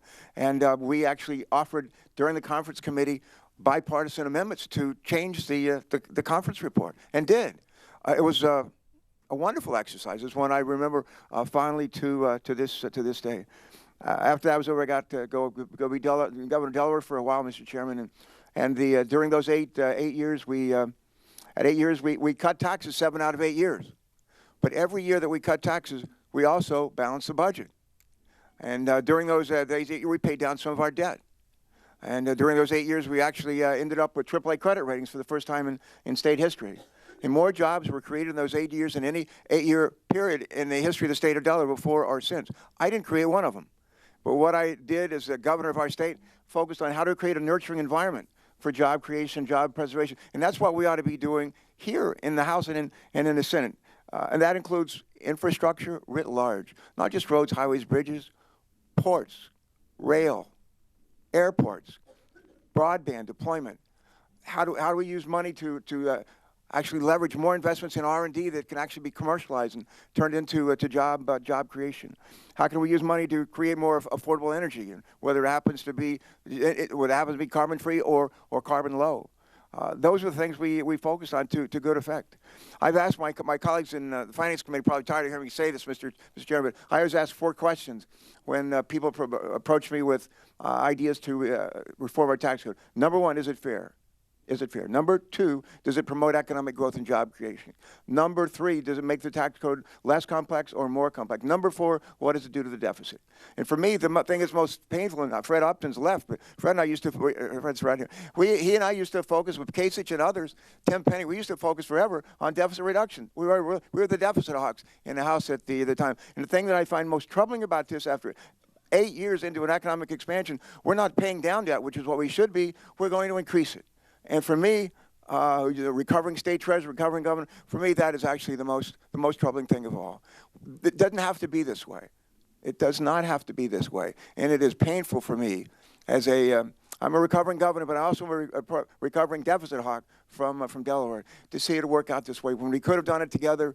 Old African-American proverb, if you want to go fast, travel alone. If you want to go far, travel together. And it's just, I think, a shame that we have not traveled together down this path. Thank you. Thank you. Representative Shimkus, you're recognized for an opening statement. Thank you, Mr. Chairman. What an honor to be here, especially with my classmates in the 105th Congress. We've got Chairman Brady, we've got Senator Thune, and Senator Stabenow, so it's great to serve with you. I also want to thank the Senate for adding Anwar and the SPRO. These positions allow me to be a conferee. Otherwise, I'd be watching like most people. So now we all have to be accountable for our voters. And I've always pushed for and promoted a fair, flatter, simpler tax code, especially for the individuals. In my district, 80% currently file without itemizing. Under the House bill, that amount will go to 90% of all my individual filers will not itemize. And they'll be able to use this simple postcard, which I know many of you have seen. Now, I've carried it around a whole year, and I'm hoping that I can finally start sending these to my constituents instead of carrying this for them to file their tax return on. On the corporate side, let's lower the rate and let's reduce the special interest loopholes and create jobs. It's as simple as that, and that's what I carry back to my district. Anwar is a flat coastal plain the size of South Carolina. And if and when drilling begins, the footprint will be the size of a football field. Thank you, Alaskans, for that. And the best strategic petroleum reserve our nation has is our ability to explore, discover, and recover, which is happening every day. So selling some SPRO is not a big deal for me. Let me finish with this, thanking Chairman Brady and your staff for their hard work. I got a response from one of my constituents who's a self-identified skeptic responding to my newsletter, and he said, I did the math on my taxes as a retired police officer on a pension and working part-time, and my wife working part-time. Estimating a gross income of $76,000, married filing jointly under current law, we would pay $6,502. Under the proposed changes, our tax liability drops to $5,592, saving us $910. I'm from a pretty poor district, but I also have some successful people. I also spoke to another constituent who has over $100 million sitting overseas, just waiting to be returned to Illinois to create jobs and put people back to work. So I appreciate the work we've done. I look forward to finishing the conference and getting these things on the floor. I yield back balance of my time. Gentleman yields back. Senator Toomey, you're recognized for an opening statement.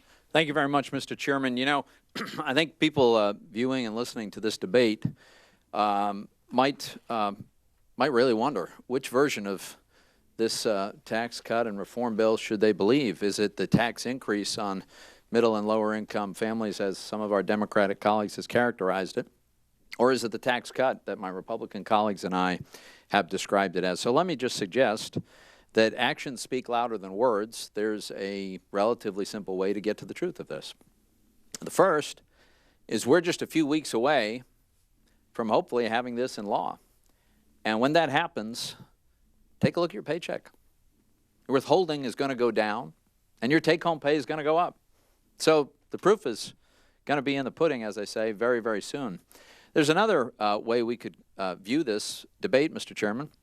And for our House members who were not present at the Senate vote-a-rama on our bill, let me just share a little bit of history. We were hearing the same rhetoric, that this is a terrible, awful tax increase on low and middle income families. And then one of our Democratic senators offered an amendment to take what we did, our tax cuts on low and middle income families, and make it permanent. Now, if this is a big tax increase, of course, they'd all vote no, right? Well, in fact, every single Democratic senator voted in favor of our legislation, our substantive tax cuts for low and middle income families. When they had to go on record, they went on record endorsing what we did and, in fact, urging us to make it permanent, which I hope we'll be able to do. So I would suggest that actions speak louder than words. Let me also talk a little bit about the growth, Mr. Chairman. We've got a modest net tax cut. It's on the order of 2% of projected revenue over the next 10 years. But that's a misleading way to think about it. It's really a very dramatic tax reform. It's a restructuring of our tax incentives that is going to encourage a huge increase in invested capital. Invested capital, what that means is business putting money to work, buying equipment, buying vehicles, buying machinery, buying the kinds of tools that allow them to grow the productive capacity of their business. And all of those things require workers to build and require workers to operate.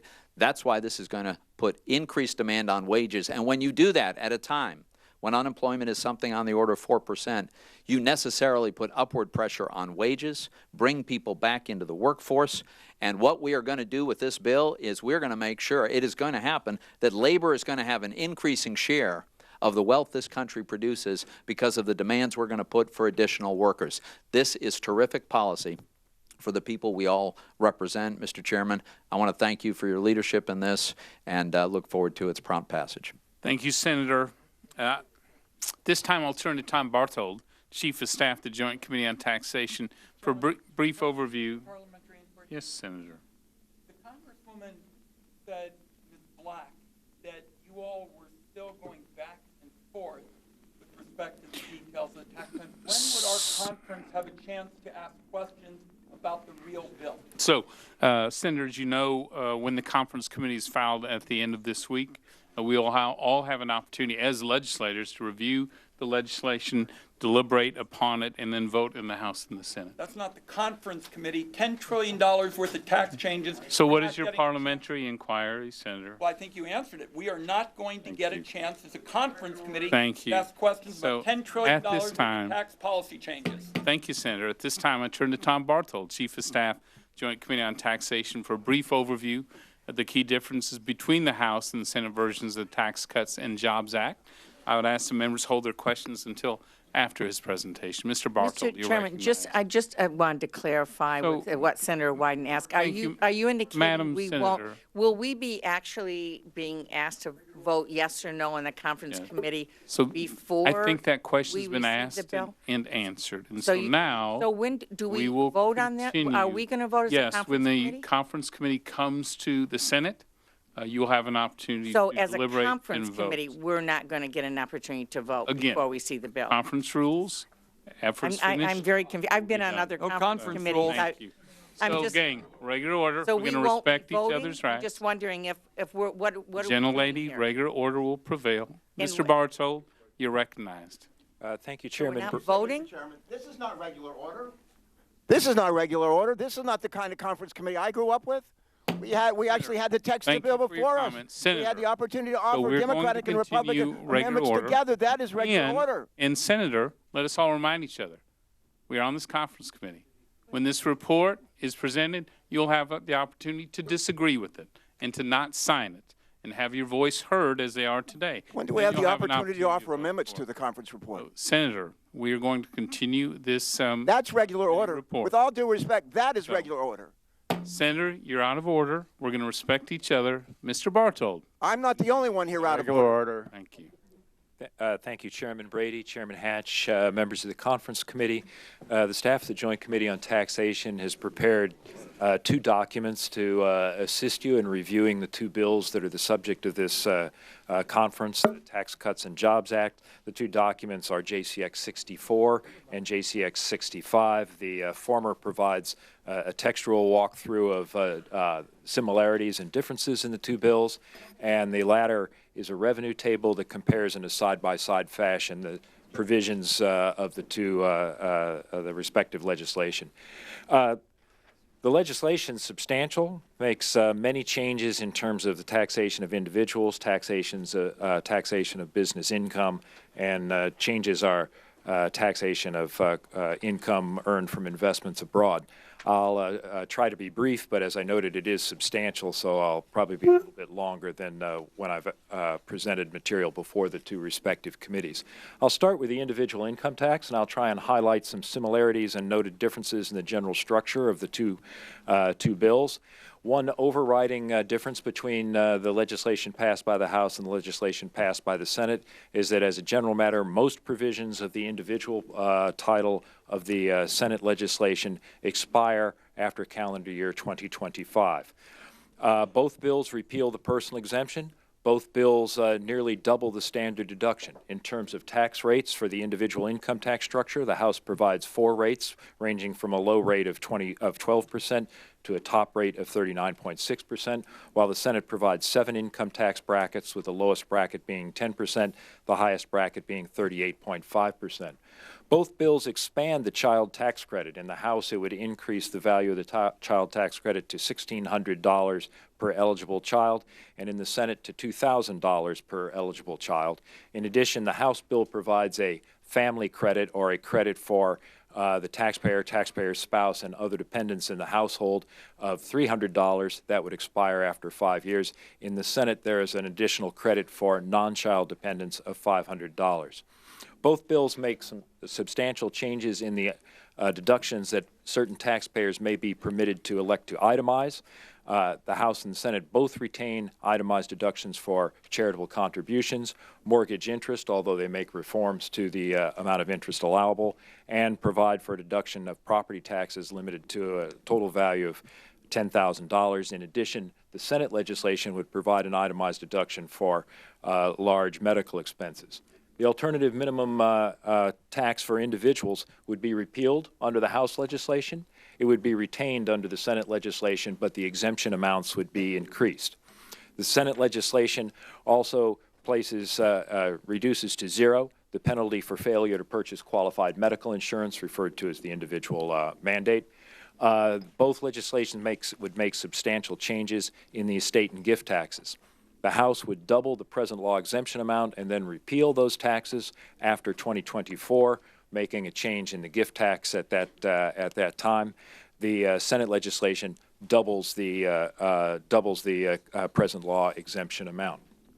With respect to business taxes, I'll first describe briefly taxation of pass-through business entities, and then C corporations, and then try and speak briefly about the measurement of business income. There's substantial changes made in the legislation in all those areas. With respect to pass-through business incomes, the House provides that there would be a maximum rate of tax on the qualified business income of 25%, and for taxpayers whose income would otherwise be in brackets under the House-passed legislation less than 25%, it would provide reduced tax rates of 11%, 10%, and 9%.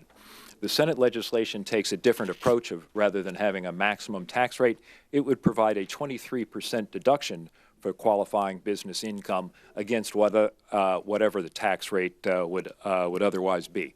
Both legislation have certain definitions which limit the qualifying amount of income or exclude certain types of income from the benefits provided. In terms of the taxation of C corporations, the House would provide a 20% tax rate. That tax rate would be effective beginning after 2017. The Senate also would provide a 20% tax rate, but in the Senate legislation, that tax rate would not be effective until after 2018. In the House, the corporate alternative minimum tax would be repealed. In the Senate, the corporate alternative minimum tax would be retained. In terms of defining business income, both the House and Senate would make substantial changes in capital cost recovery. Both would provide essentially 100% expensing of capital investment for the first 5 years of the ensuing budget period. The Senate legislation would differ from the House in that it would phase out that benefit over the succeeding 4 years. House legislation would return to present law, makers cost recovery after 5 years. Both the House and the Senate make substantial changes to expensing for smaller businesses that's provided under Code Section 179. For a 5-year period, the House legislation would provide up to $5 million worth of capital equipment could be expensed, thereafter returning to present law levels. The Senate legislation would permanently provide for up to $1 million worth of capital expenditure to be increased annually. Those figures in both bills are indexed for inflation. Both the legislation of the House and the Senate would also change accounting, uniform capitalization rules, providing safe harbors for small businesses by unifying the definition of small business for those purposes. In the House, the definition would be based at $25 million worth of gross receipts. In the Senate, $15 million worth of gross receipts. The legislation in both the House and the Senate place limitations on the amount of interest that may be claimed. Both would deny up to 30% of interest, but would define the limitation in different ways that we can talk about if that's of interest to the members in question time. Another substantial structural change that the House and the Senate would make is that they would limit the amount of net operating losses that may be claimed against current year taxable income. In the case of the House, it would be limited to 90% of taxable income. The Senate, 90% of taxable income, although after the year 2022, it would be limited to 80% of taxable income. Also, substantial differences, as I noted initially, in terms of the treatment of income earned from cross-border investments, cross-border business income. In general, both the House bill and the Senate bill would shift the United States away from what's characterized as worldwide taxation to what's referred to as territorial taxation by providing a 100% dividends received deduction. Both bills would provide that for previously untaxed foreign earnings that have been held abroad by U.S. headquartered companies, that there would be a deemed repatriation of those earnings. In the House, the effective tax rates on the deemed on this income that is deemed repatriated would be 7% for for assets held in illiquid form, 14% for liquid or cash-like assets. In the Senate, those rates of tax would be 7.5% and 14.5%. Both bills provide for base erosion protections. The House provides a regime of defined as foreign high return income. It would provide for current year taxation at a 50% rate for certain income earned from intangible investments. There's measures of how we define high return. The Senate has a similar provision, which is referred to in the Senate legislation as global intangible low taxed income. It comparably provides a deduction of 50% of that for current inclusion. That deduction would be reduced to 37% after calendar year 2025. Senate legislation, in addition, would provide that for certain income earned in the United States attributable to exploiting intangible assets and sold abroad, the income earned from foreign sources, that there would be a deduction against the U.S. tax base, effectively lowering the tax rate on income earned in the United States by exploiting it in sales abroad. Both bills provide for base erosion protection from inbound, what's referred to as inbound protection. It would make changes in terms of the amount of interest that may be deducted in the United States. Both bills would also provide that certain cross-border transactions between related parties could be subject to an income tax. In the Senate bill, a 10% tax reduced by the amount of regular tax for taxpayers with gross income annually of over $500 million. In the House, it would be similar taxpayers would be able to elect net basis taxation on an expanded definition of their income, which would include some of the income from foreign operation. Mr. Chairman, that concludes my brief walkthrough of where I've tried to highlight the major differences and some of the major similarities when the structure of the underlying tax law has been changed. I'd be happy to answer any question that the members of the conference committee might have. Yeah, thank you, Mr. Bartow. So we'll begin the second round in a consistent question with Mr. Bartow, and I'll recognize myself. So we're really focused on growth. Look, we all agree. People are tired of watching American jobs go overseas. We're tired of seeing paychecks stay just stagnant for a decade. We've seen the worst economic recovery in a half a century. So it is time, and growth matters. So, and that's the focus of this, to grow jobs, paychecks in the U.S. economy, leapfrog America back into the lead pack. So you've estimated and analyzed these bills. So can you tell us about how the growth you project from these bills will affect jobs, and how will they affect the after-tax earnings of middle-income taxpayers? Thank you, Mr. Chairman. I think you're referring to some of the analysis that the staff of the Joint Committee carried out as required by House rules and the concurrent budget resolution, talking about potential macroeconomic effects from the legislation. What we've calculated is that some of the effects that you noted are that on average, under the House bill, employment's projected to increase by about 0.5% relative to baseline levels over the period. That means more employment, more labor income. Projected that under the House legislation that the capital stock would be about 0.9% higher on average over the budget period. Greater capital stock helps promote greater labor productivity, which should be reflected in the long run in terms of greater wages. And overall, the effect on the U.S. economy, we projected that the real gross domestic product would on average be about 0.7% higher than under baseline projections. Just to give a frame of reference, current gross domestic product's a little over $19 trillion, and so 0.7% means that on average any 1 year an additional $135 billion worth of gross domestic product, gross national income. Great. So growth in jobs, growth in productivity, growth in wages, and growth in the U.S. economy. So most Americans work along Main Street. Can you describe how your estimates show how individuals will benefit from the tax changes on the business side?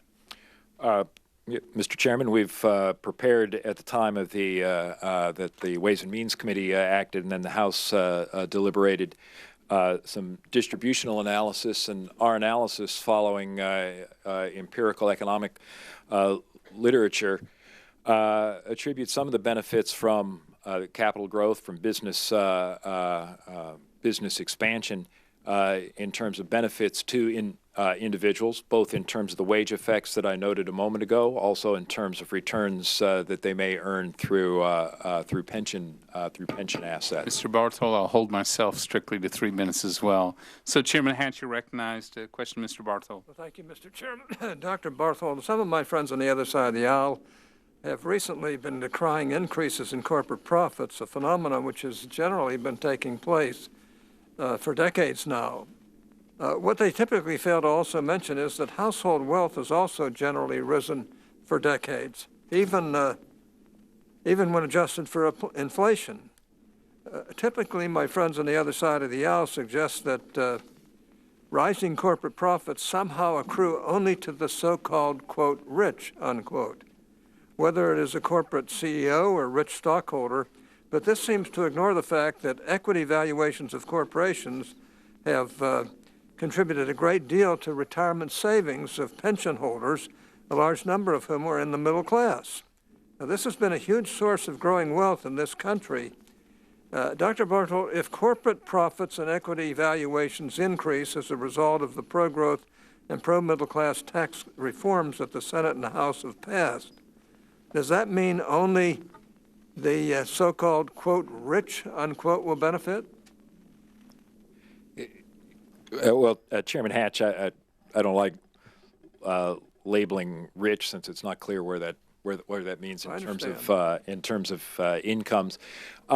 It is the case that individuals in the top half of the income distribution own more assets and probably more business assets, but individuals across all parts of the income distribution, as you noted, will benefit from increase in pension assets if they own their own homes, increase in the value of their homes.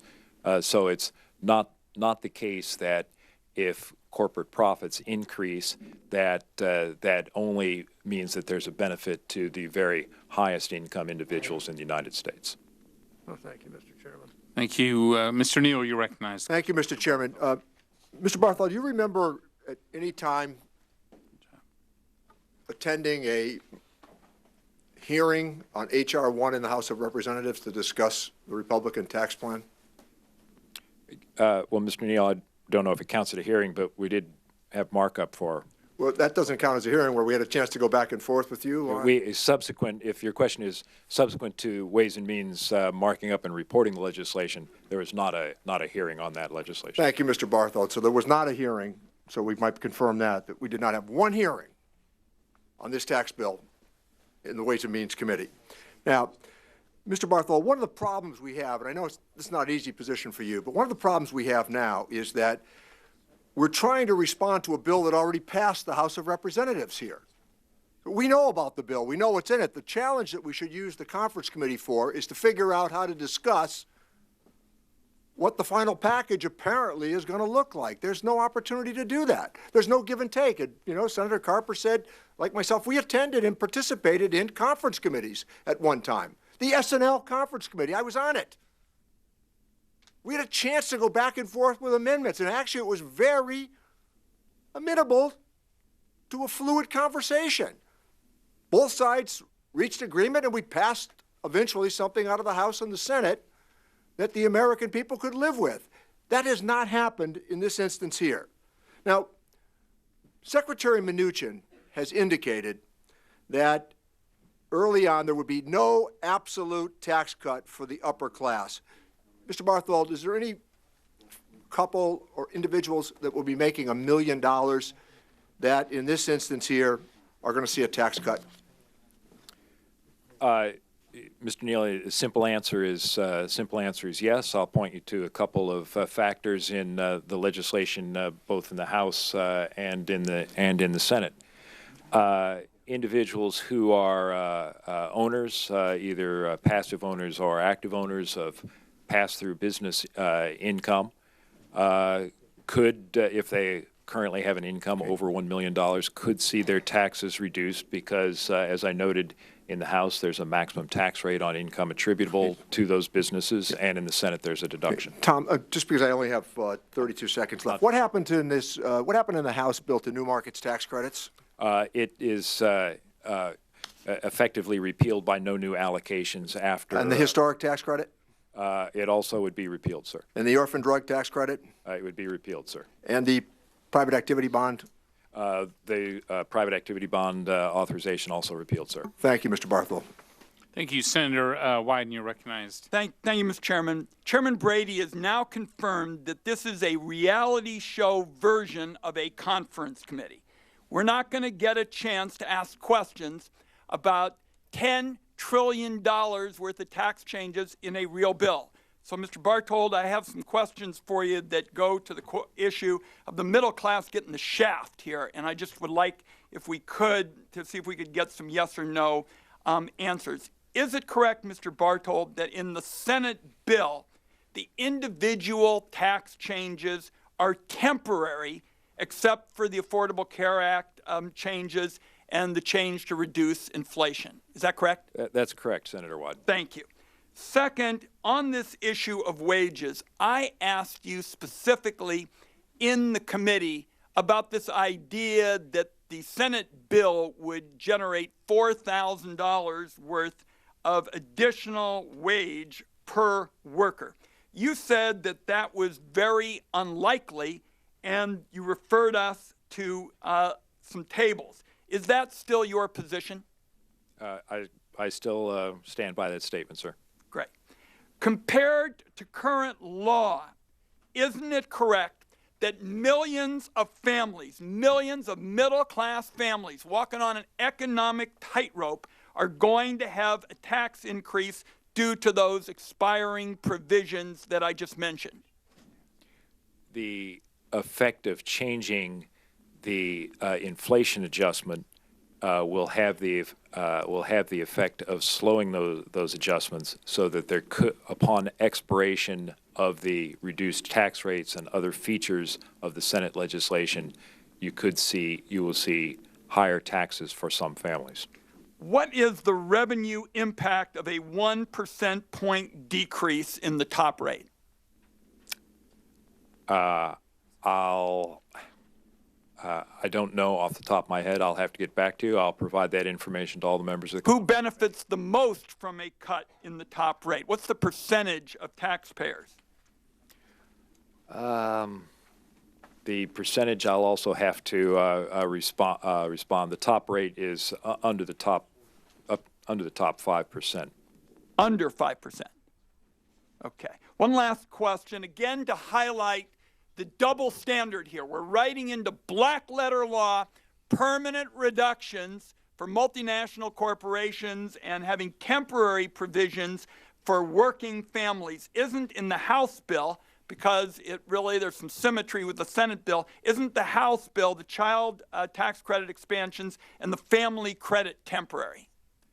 The child tax credit expansion is permanent in the House bill. In the House bill, the family credit that I described is for 5 years only in the House bill. Thank you. Thank you. Thank you, Representative Nunes. You're recognized. Thank you, Mr. Chairman. Mr. Barthold, let me just go over the two bills, and maybe you can help us illuminate the differences. And I know you walked through them, but I'm specifically interested first in the Senate bill that has a $15 million provision for definition for small business and $25 million in the House bill. Can you quickly just walk us through those differences and the differences in the expensing provisions? And possibly, you probably don't have this number, but I'd be interested in the cost differential between the two bills. The cost differential is actually... Well, specifically on those provisions. No, on those provisions is available in JCX 65, I believe. The side by side, we showed the effects of the capital cost recovery and the uniform definition of business. If you look on page 5 of JCX 65, the cost recovery provision. The expanded bonus depreciation in the House bill, estimated 10-year total of $25 billion, Senate bill $96.7 billion. the small business reforms, so starting with Section 179 provision, which is also an expensing provision. The House, $11.4 billion, the Senate, $24 billion. In terms of the small business accounting method reform that you just highlighted, where the House has the $25 million definition and the House the $15 million definition. The estimated revenue loss from the House legislation is $30 billion, and from the Senate legislation, $27.6 billion. So adding used equipment, the used equipment definition to the to either bill is not going to be a large cost recovery. It will not be a large. It will be under $5 billion. Under $5 billion. Okay. Also, Mr. Bartold, the House had a 25% passive investment rate. That's a maximum rate, and it's a maximum lower rate for individuals whose income would otherwise be in brackets below the 25% tax bracket. And what's the major differences in 30 seconds between the House and Senate bill on the passive rates? Well, it's really in the structure, in that, as you just noted, it's a maximum rate of tax, and then there's lower rates for individuals whose income would otherwise be in the lower brackets. In the Senate legislation, it's a fixed percentage deduction against whatever the income is in those brackets. Thank you, Mr. Bartold. And Mr. Chairman, I think both the House and Senate are very close on these provisions, and they are quite critical for economic growth. Thank you. Yield back. Gentleman yields back. Senator Ng, you're recognized for question, Mr. Bartold. Thank you, Mr. Chairman. Mr. Bartold, I've long been a proponent of making our tax system simpler, particularly for individuals. In these bills, are there provisions that would make compliance with the tax system easier for individuals? Senator Enzi, on the individual side, under present law, we project that about 29–30% of taxpayers itemize. We project that under either the House bill or the Senate bill, those numbers would fall to 5 to 6%. So to the extent that itemization requires additional record keeping and verification, that'd be an element, a potentially substantial element of simplification, sir. Thank you. Move to the international tax reform, which would have efforts to encourage U.S. headquartered multinational companies to stay in the United States versus locating overseas. What types of changes under the bills would you expect to incentivize U.S. companies to remain in the United States? The legislation has a couple of different features, and then again it varies some House to Senate. Top line, to the extent that a lower corporate tax rate is beneficial to being located in the United States compared to other countries which presently have lower statutory tax rates than does the United States. That reduction would provide an incentive to invest in the United States, remain headquartered in the United States. In the Senate legislation, there's also the additional benefit to investment in the United States from the foreign-derived intangible income provision that I briefly described, that provides an additional preference for producing and selling in the United States as serving foreign markets. Thank you. I'm always very impressed at your ability to cover these complex situations and make them sound and make them into answers that are understandable. Thank you. Representative Levin, you recognize question, Mr. Bartold. Mr. Bartold, we very much respect you. So let me ask you some questions about facts. And we've sent these to you. It's the estimate that in 2019, 12.7 million people with incomes under 200,000 under the House bill and 12.9 million under the Senate bill would pay higher taxes. Is that estimate essentially correct? Mr. Levin, yes, you asked about some work that we did on the House bill and on the Senate bill, where we calculated percentage of taxpayers by some income categories who would see tax increases or tax decreases or essentially no change. And the summary that you've presented is accurate, sir. It's accurate. And as to 2027, it's the estimate that we sent to you that by 2027, 32.5 million people with incomes under 200,000 would have higher taxes under the House bill and 37.8 million under the Senate bill. Is that estimate that we sent to you based on your earlier work essentially correct? In 2027? Yes.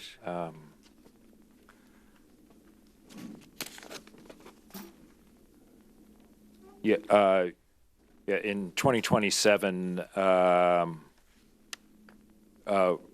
roughly 23.8 million house tax filing units would have a tax increase of at least $100 or more.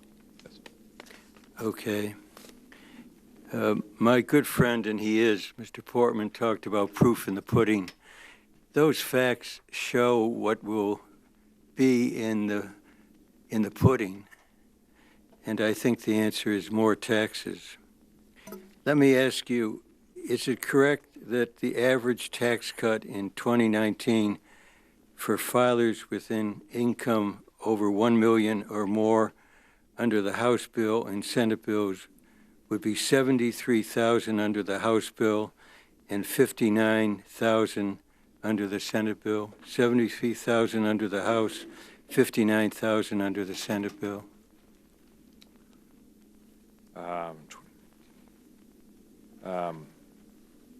Average.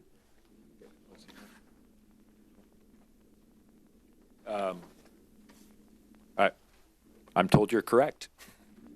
Everyone's time has expired. Let me just say, it gives a lie to this You want to notion thank this is you, the middle. Mr. Levin. All time has expired. So, he took the Mr. good part of Roskin, my you're time. recognized.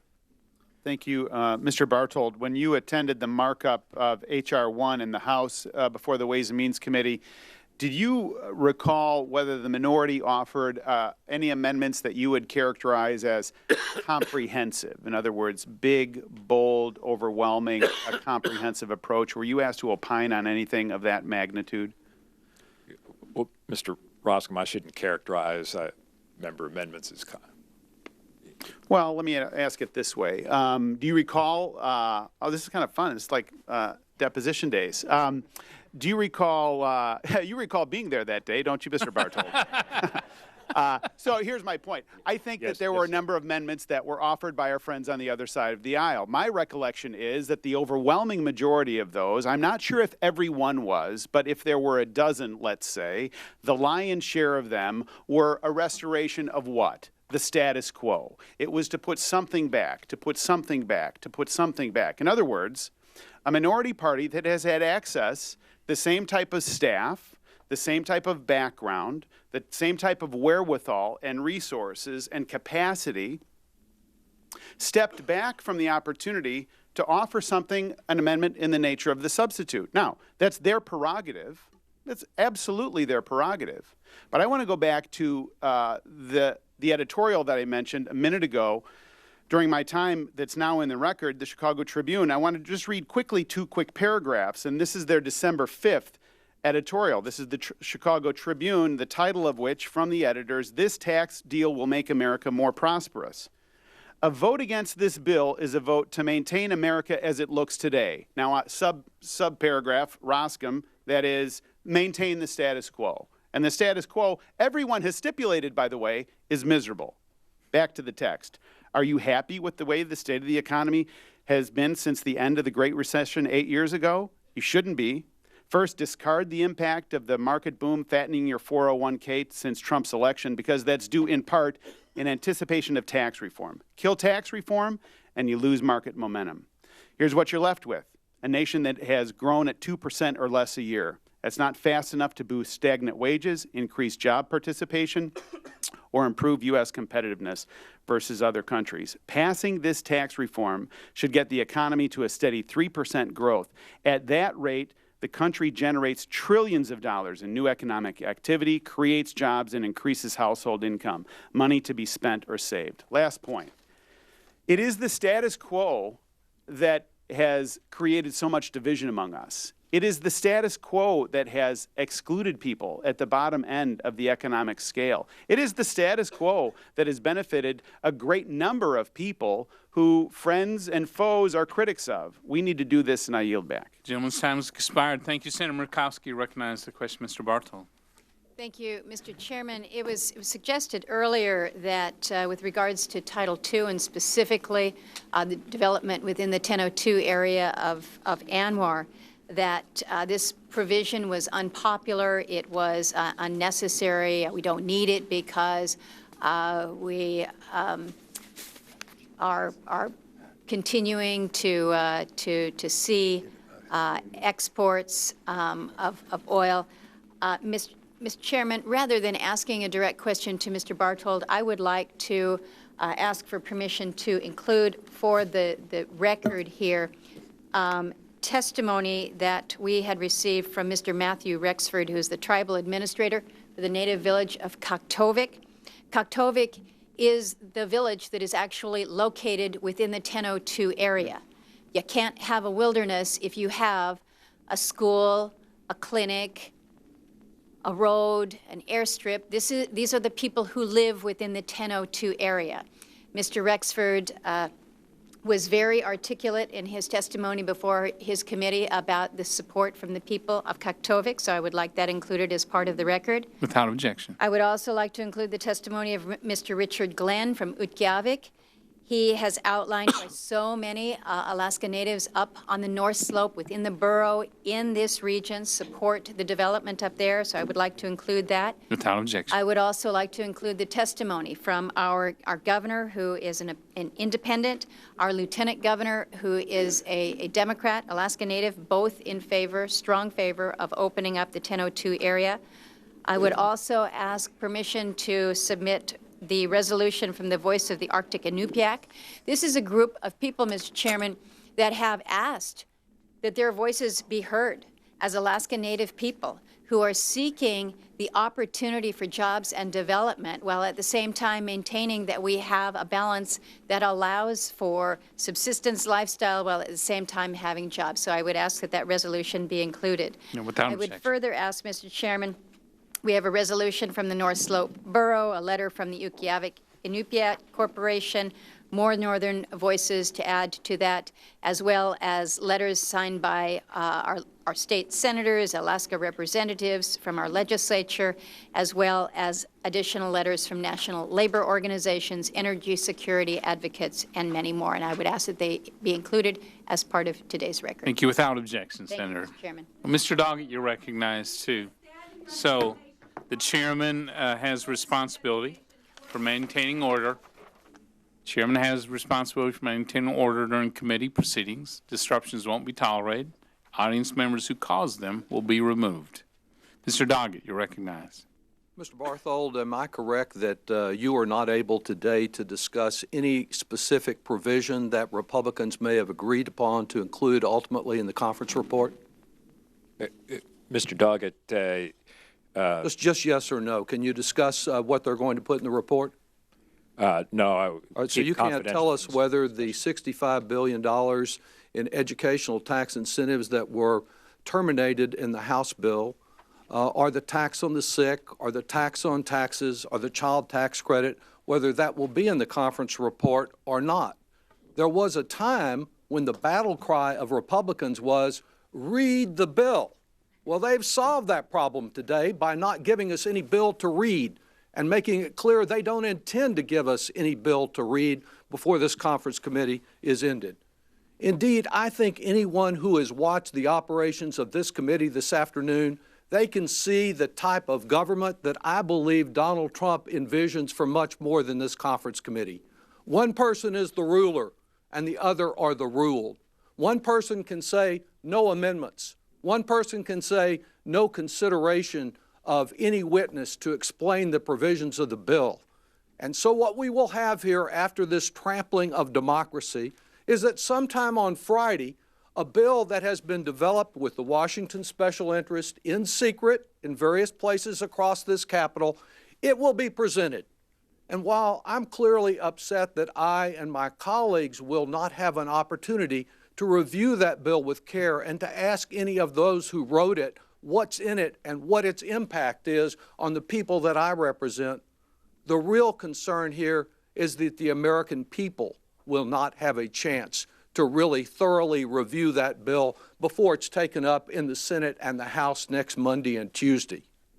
There's a sense of fear that permeates this conference committee. Yes, there is a concern by some of us, the fear of what it will do to American families and our economy in driving up trillions of dollars of debt. But the real fear is over there.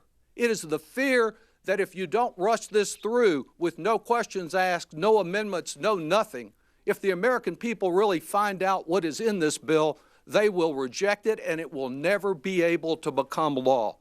And the only reason they move forward in this high-handed manner, with no time, no opportunity to consider it, is not only because they're desperate to grasp out for a political life preserver after having accomplished nothing in this entire year of any significance, but because they are determined to foist off this monstrosity, this outrageous bill on the American people.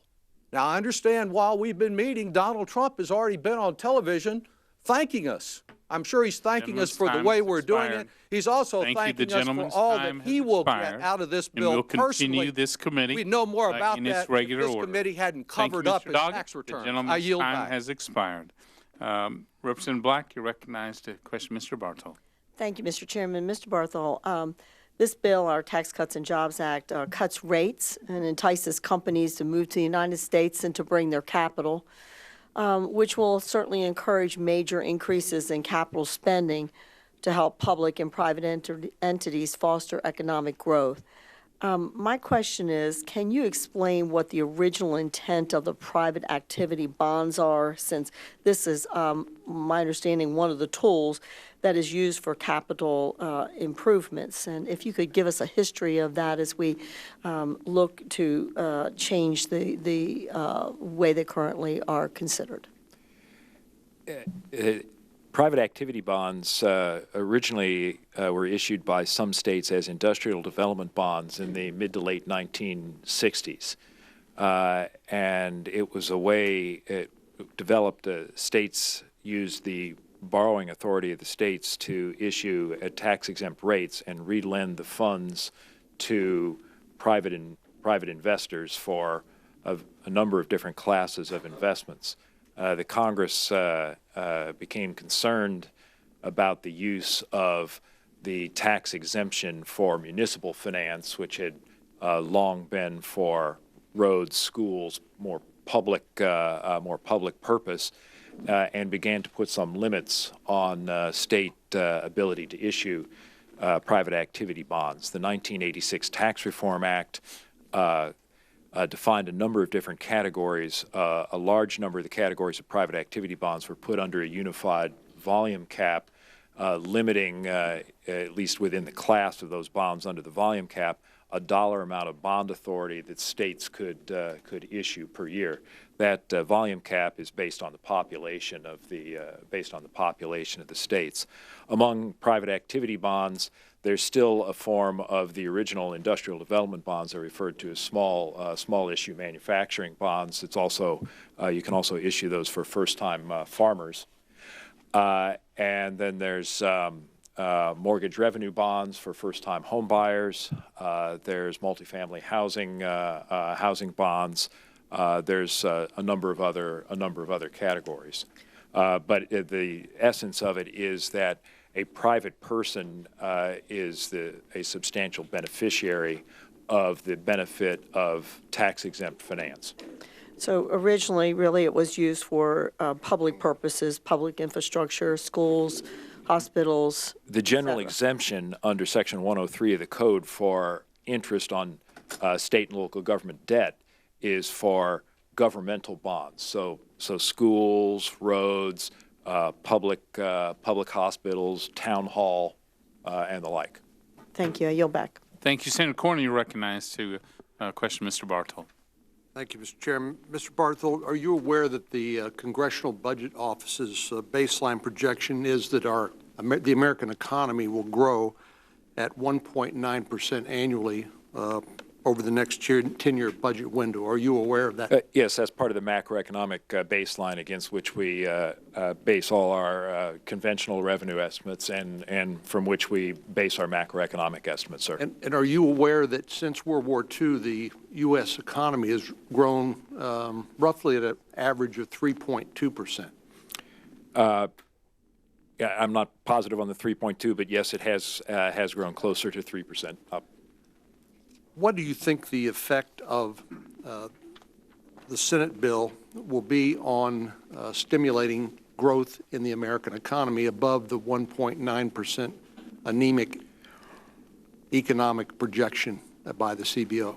Well, Senator Cornyn, as required under the concurrent budget resolution, my colleagues prepared a macroeconomic analysis of the bill as reported by the Finance Committee. Now, there were some substantial changes made by amendment on the Senate floor, but we reported that the bill as reported by the Finance Committee would increase the level of gross domestic product relative to baseline forecast by 0.8%, as I'd noted earlier in a response to Chairman Brady. That's worth on a given year relative to our current level of GDP, $140 billion of additional national income.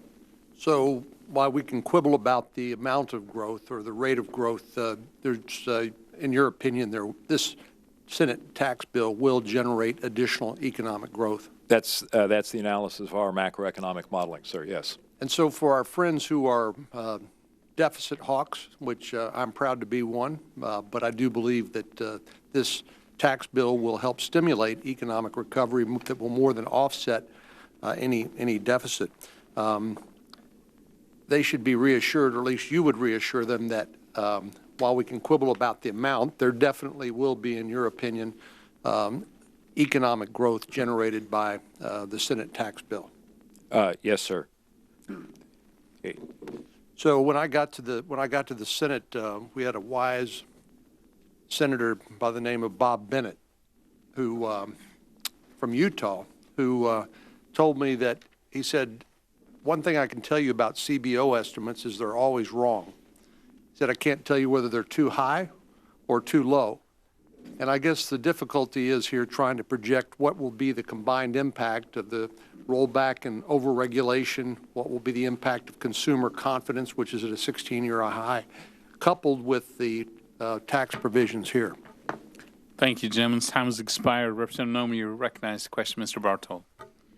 Thank you, Mr. Chairman. Mr. Bartold, I appreciate all of your hard work that you and your staff have put in over the last several months working on tax reform. I do want to ask you a question about some of the assumptions that you made in your macroeconomic analysis that you and your colleagues on JCT just recently released on Monday. In that analysis, you raised the possibility that taxpayers could have a specific dollar amount to leave to their heirs, and repealing the death tax could allow those taxpayers to reach that target earlier, reducing their incentive to work. And can you briefly tell me why you made that assumption?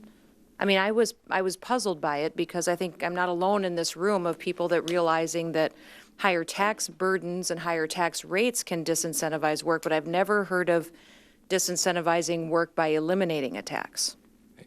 Well, it's not an assumption. What we were discussing in that aspect of JCX 66, which is the report you're referring to, Ms. Noem, is that there's some empirical evidence that there's different motivations behind saving and wealth accumulation among different people. Some people are referred to and seem to show up empirically in the data as target savers.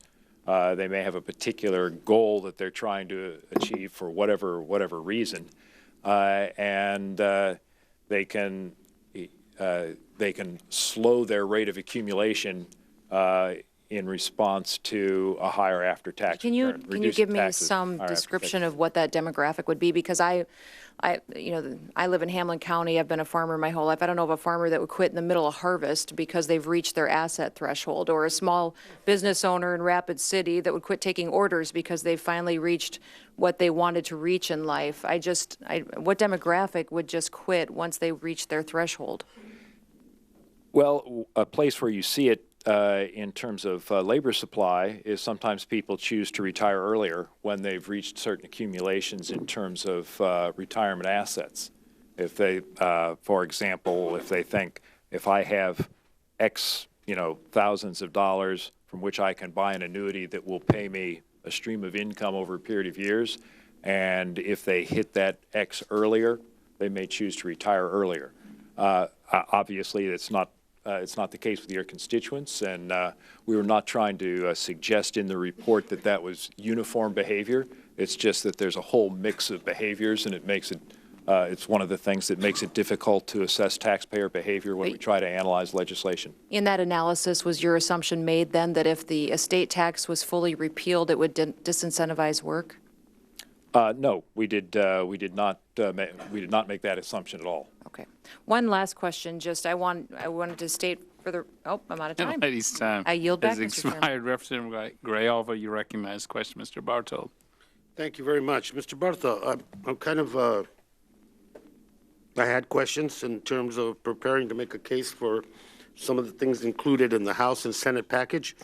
But given the fact that those of us at this conference are existing in some parallel universe where the deal's already been cut, and the deal rigged, and here we are.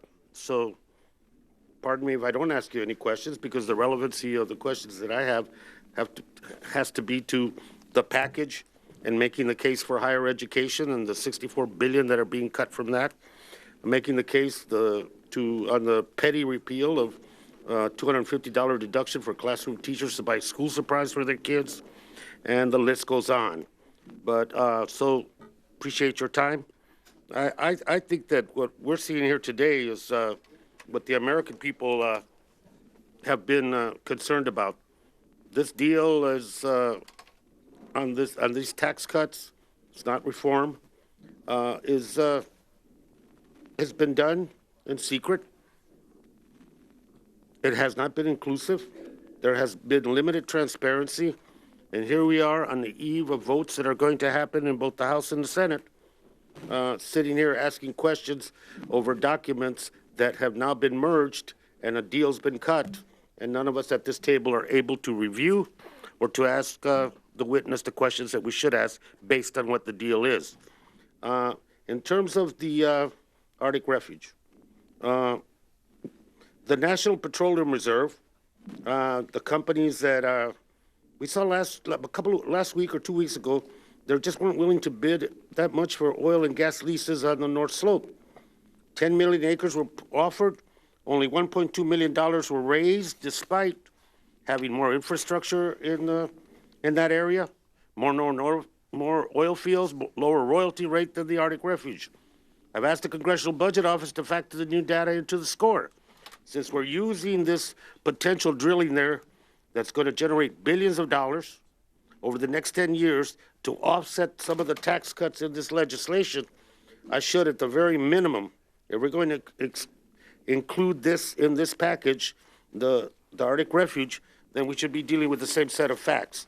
But to commit to an offset that does not exist and could be meaningless at the end, I think is a real mistake.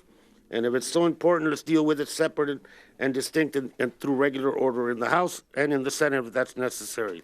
I have no more questions. Mr. Chairman, you're back. Thank you, gentleman. Yields back. Senator Thune, you're recognized. Thank you, Mr. Chairman. Let me just finish where I left off a moment earlier. There was an argument made that Republicans should get 4 Pinocchios for saying that this was going to reduce taxes on middle-income taxpayers.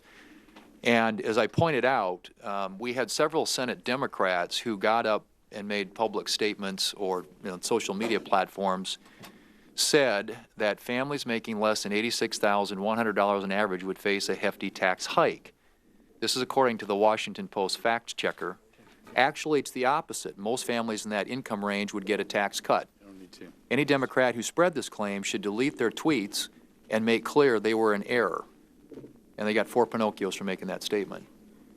Question for Mr. Barthold is, Mr. Barthold, if you double the standard deduction, if you double the child tax credit, and if you lower rates pretty much across the, through the different income groups, what income groups would benefit from those types of changes in tax law?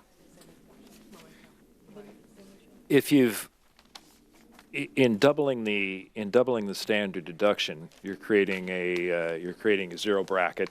Right. So for under the Senate legislation, approximately doubling takes it for joint filers to $24,000. So that's $24,000 income, no tax. Free from tax. If they have children with a $2,000 child tax credit, there's for one child, that's $2,000 worth of tax that can be offset, which to get $2,000 worth of tax, they'd have to have income of $20,000 within the 10% bracket. So, for example, in the example that we're creating, $40,000 worth of income would be tax-free for that household. Okay. So, and would there be a number of taxpayers that currently have tax liability that under these proposals would no longer have tax liability? Would it take some people completely off the tax rolls? Yes, it would. Yeah. So expansion of the zero bracket is going to help people in the lower income categories. It just strikes me that a lot of the attacks that are made by our colleagues on the other side, both in the Senate and the House, on these bills they can keep saying it, but it doesn't make it so. I mean, it just doesn't add up. The facts aren't there.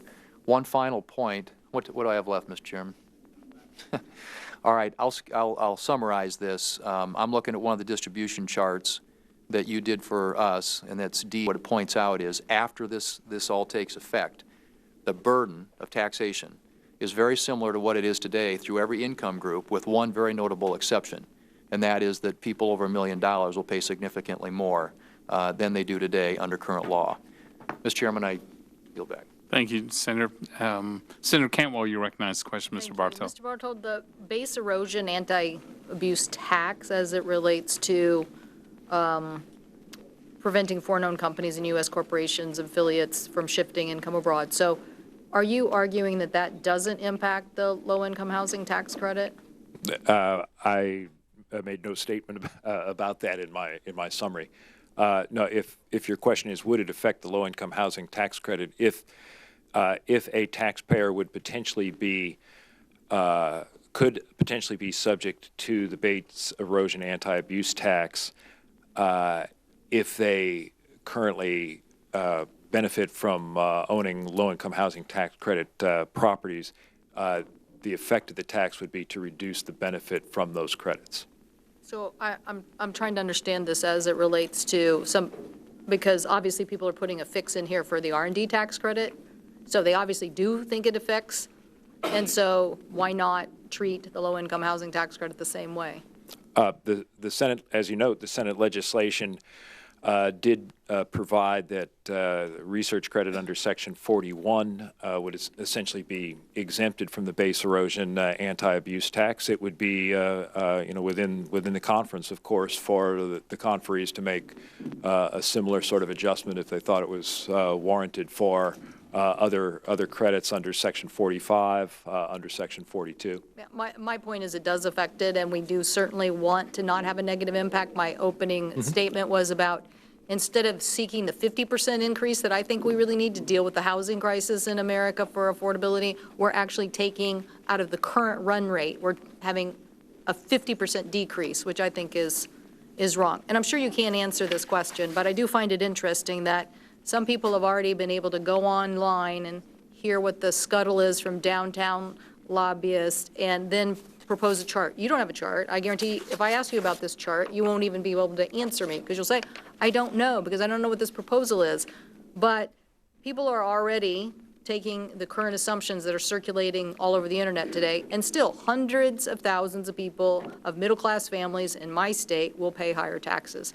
That is not our idea of tax reform. Thank you, Mr. Chairman. Thank you. Representative Cash, you recognize the question. Mr. Bartow. Thank you, Mr. Chairman. First, I'd like to ask unanimous consent to submit for the record a letter from the Energy and Commerce Committee Democrats that advocates for broadening clean energy tax credits and opposes the raid on the Strategic Petroleum Reserve. Without objection. Thank you. Mr. Broadhart, the current tax code provides some support to students and families to attend community college or obtain a higher education, try to make it more affordable. Is that correct? That's correct. There's the Hope Credit. There's the Lifetime Learning Credit. Well, for example, the American Opportunity. The American tax Opportunity. credit. What Tax is Credit that? What is subsumed, that? The Hope Credit. It's partially refundable. It's a credit against tuition. How much? $2,500. Okay, and that was eliminated in the Republican tax bill. Is that correct? No, that's well, one, in the Senate bill, there's no change. And the House bill keeps the American Opportunity Tax Credit, eliminates the Lifetime Learning Credit. And what is the expands lifetime learning credit? What is the lifetime learning credit? A maximum credit of $2,000 based on expenses of up to $10,000. So that's eliminated in the House bill. It's eliminated. And then the House Republican bill also repeals the very modest benefit for students and families that have student loan debt. Is that correct? It repeals the deductibility of interest on student loan debt. And the House Republican bill also, I don't know why someone thought this was wise to go and target our graduate students across the country, the folks who are teaching and doing research and really help to give America a competitive edge. Isn't that correct? Yes. Colleagues, this is very unwise to undermine our own interests. You know, America's colleges and universities are the envy of the world, and we should be doing everything in our power to support them. So I'm going to offer a motion at this time that the conference not vote to approve the conference report until the JCT provides a certification that the cost of attending college or graduate school or the cost of obtaining a college degree or a graduate degree is not increased by reason of repeal or modification of education provisions in the tax code, including but not limited to repeal of the lifetime learning credit, reductions in the American Opportunity Tax Credit in any year it is available to a taxpayer, repeal of deductions for the interest paid on student loans and tuition fees, and repeal of the exclusions for tuition reductions related to employment at an institution of higher education, interest on United States savings bonds used to pay for tuition and employer-provided Thank you. The gentlelady's time has expired. The motion is not available. Senator Stabenow, you recognize the question. Mr. Bartow. Thank you, Mr. Chairman. Thank you, Mr. Barthold, to you and your staff for all your hard work in the midst of a lot of complexity and confusion, I think. Is it accurate to say that under both the House and Senate bills, millions of working families with incomes under $200,000 a year would get a tax increase? If I could just elaborate briefly, there's substantial changes as we described. There's Right. some case, depending upon the taxpayer's situation. But bottom line, There will be some, we've documented, and we documented for you during the Finance Committee's deliberation, that there will be fair number of cases where tax liabilities increase. thank you. In fact, according to your numbers that we have, JCT calculates that 32.48 million families with incomes under $200,000 end up with a tax increase under the House bill, and 37.79 million families with incomes under $200,000 end up with a tax increase under the Senate bill, according to your numbers.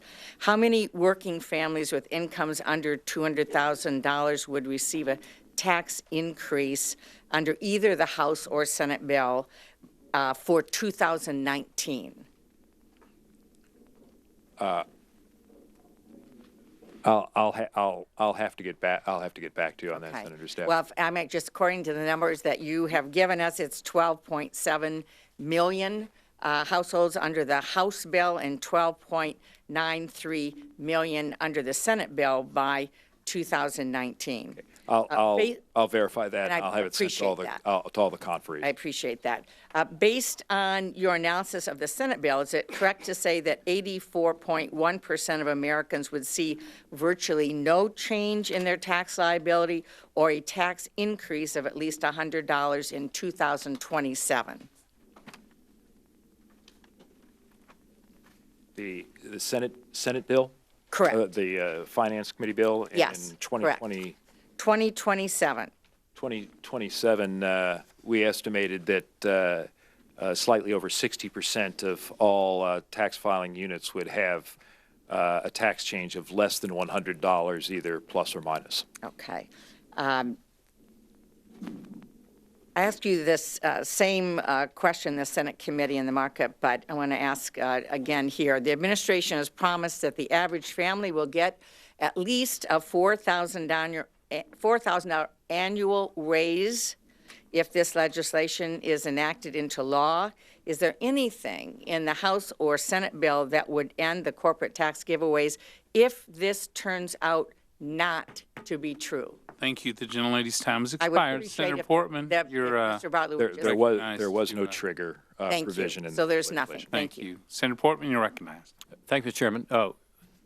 Again, my colleague and friend from Michigan was asking about the effects of the tax cuts for the middle class. So, Mr. Bartold, she asked about 2019. Let's go to your form. Let's go to your Joint Committee on Taxation distributional table that anybody can find on jct.gov. Give you a little advertisement there. Let's go to JCX-60-17, and that's for 2019, the same year that was just asked about.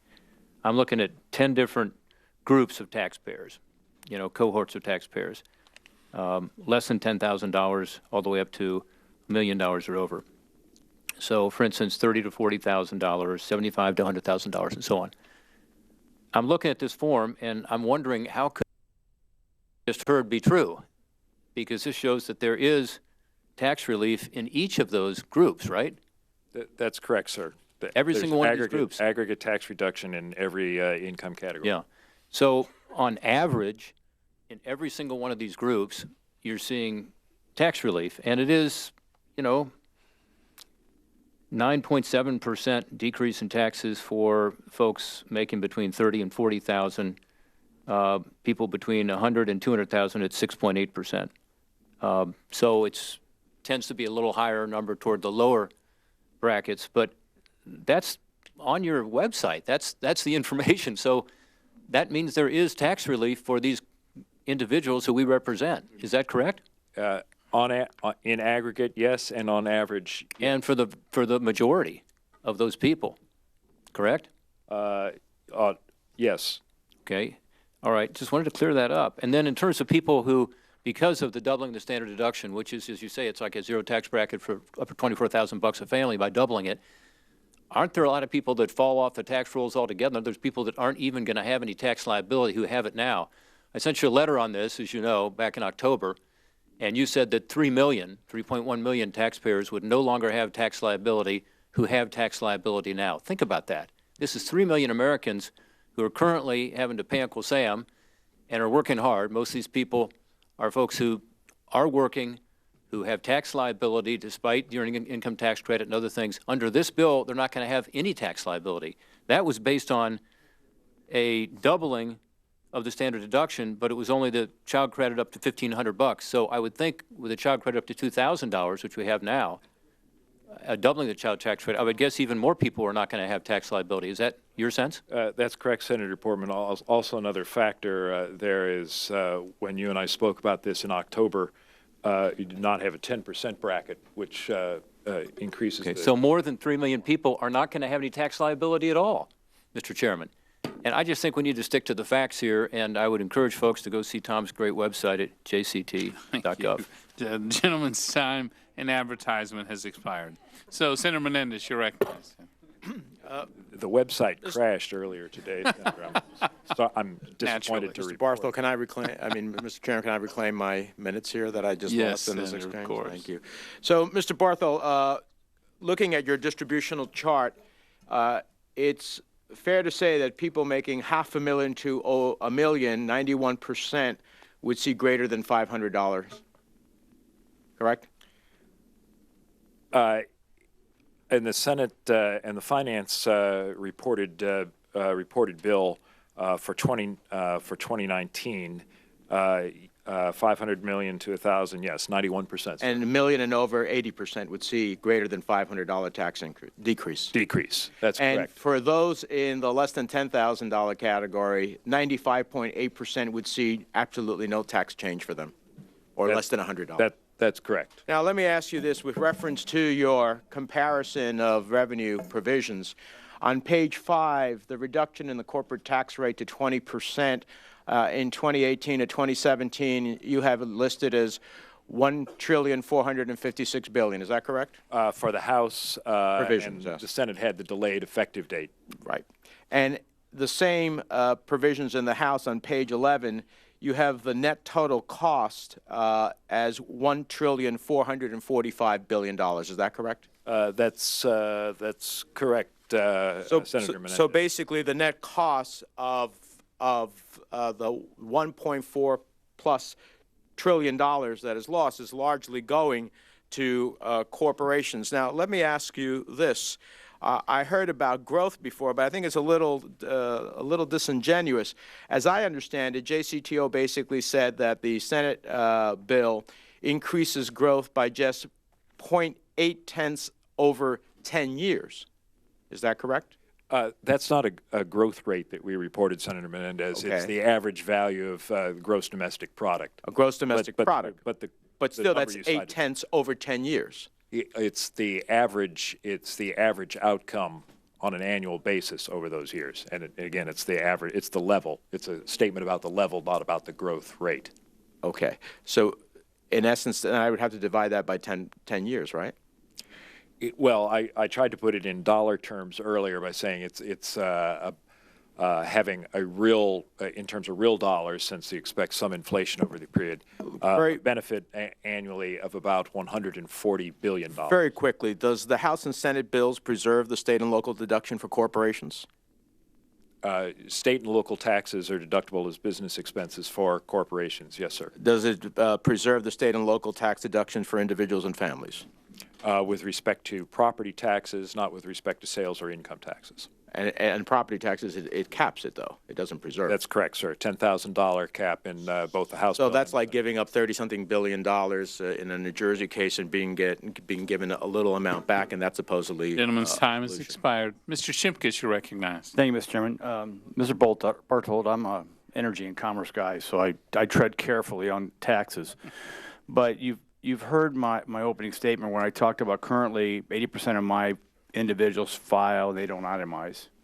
So what is it about the doubling the personal exemption that then raises that amount projected to be 90%?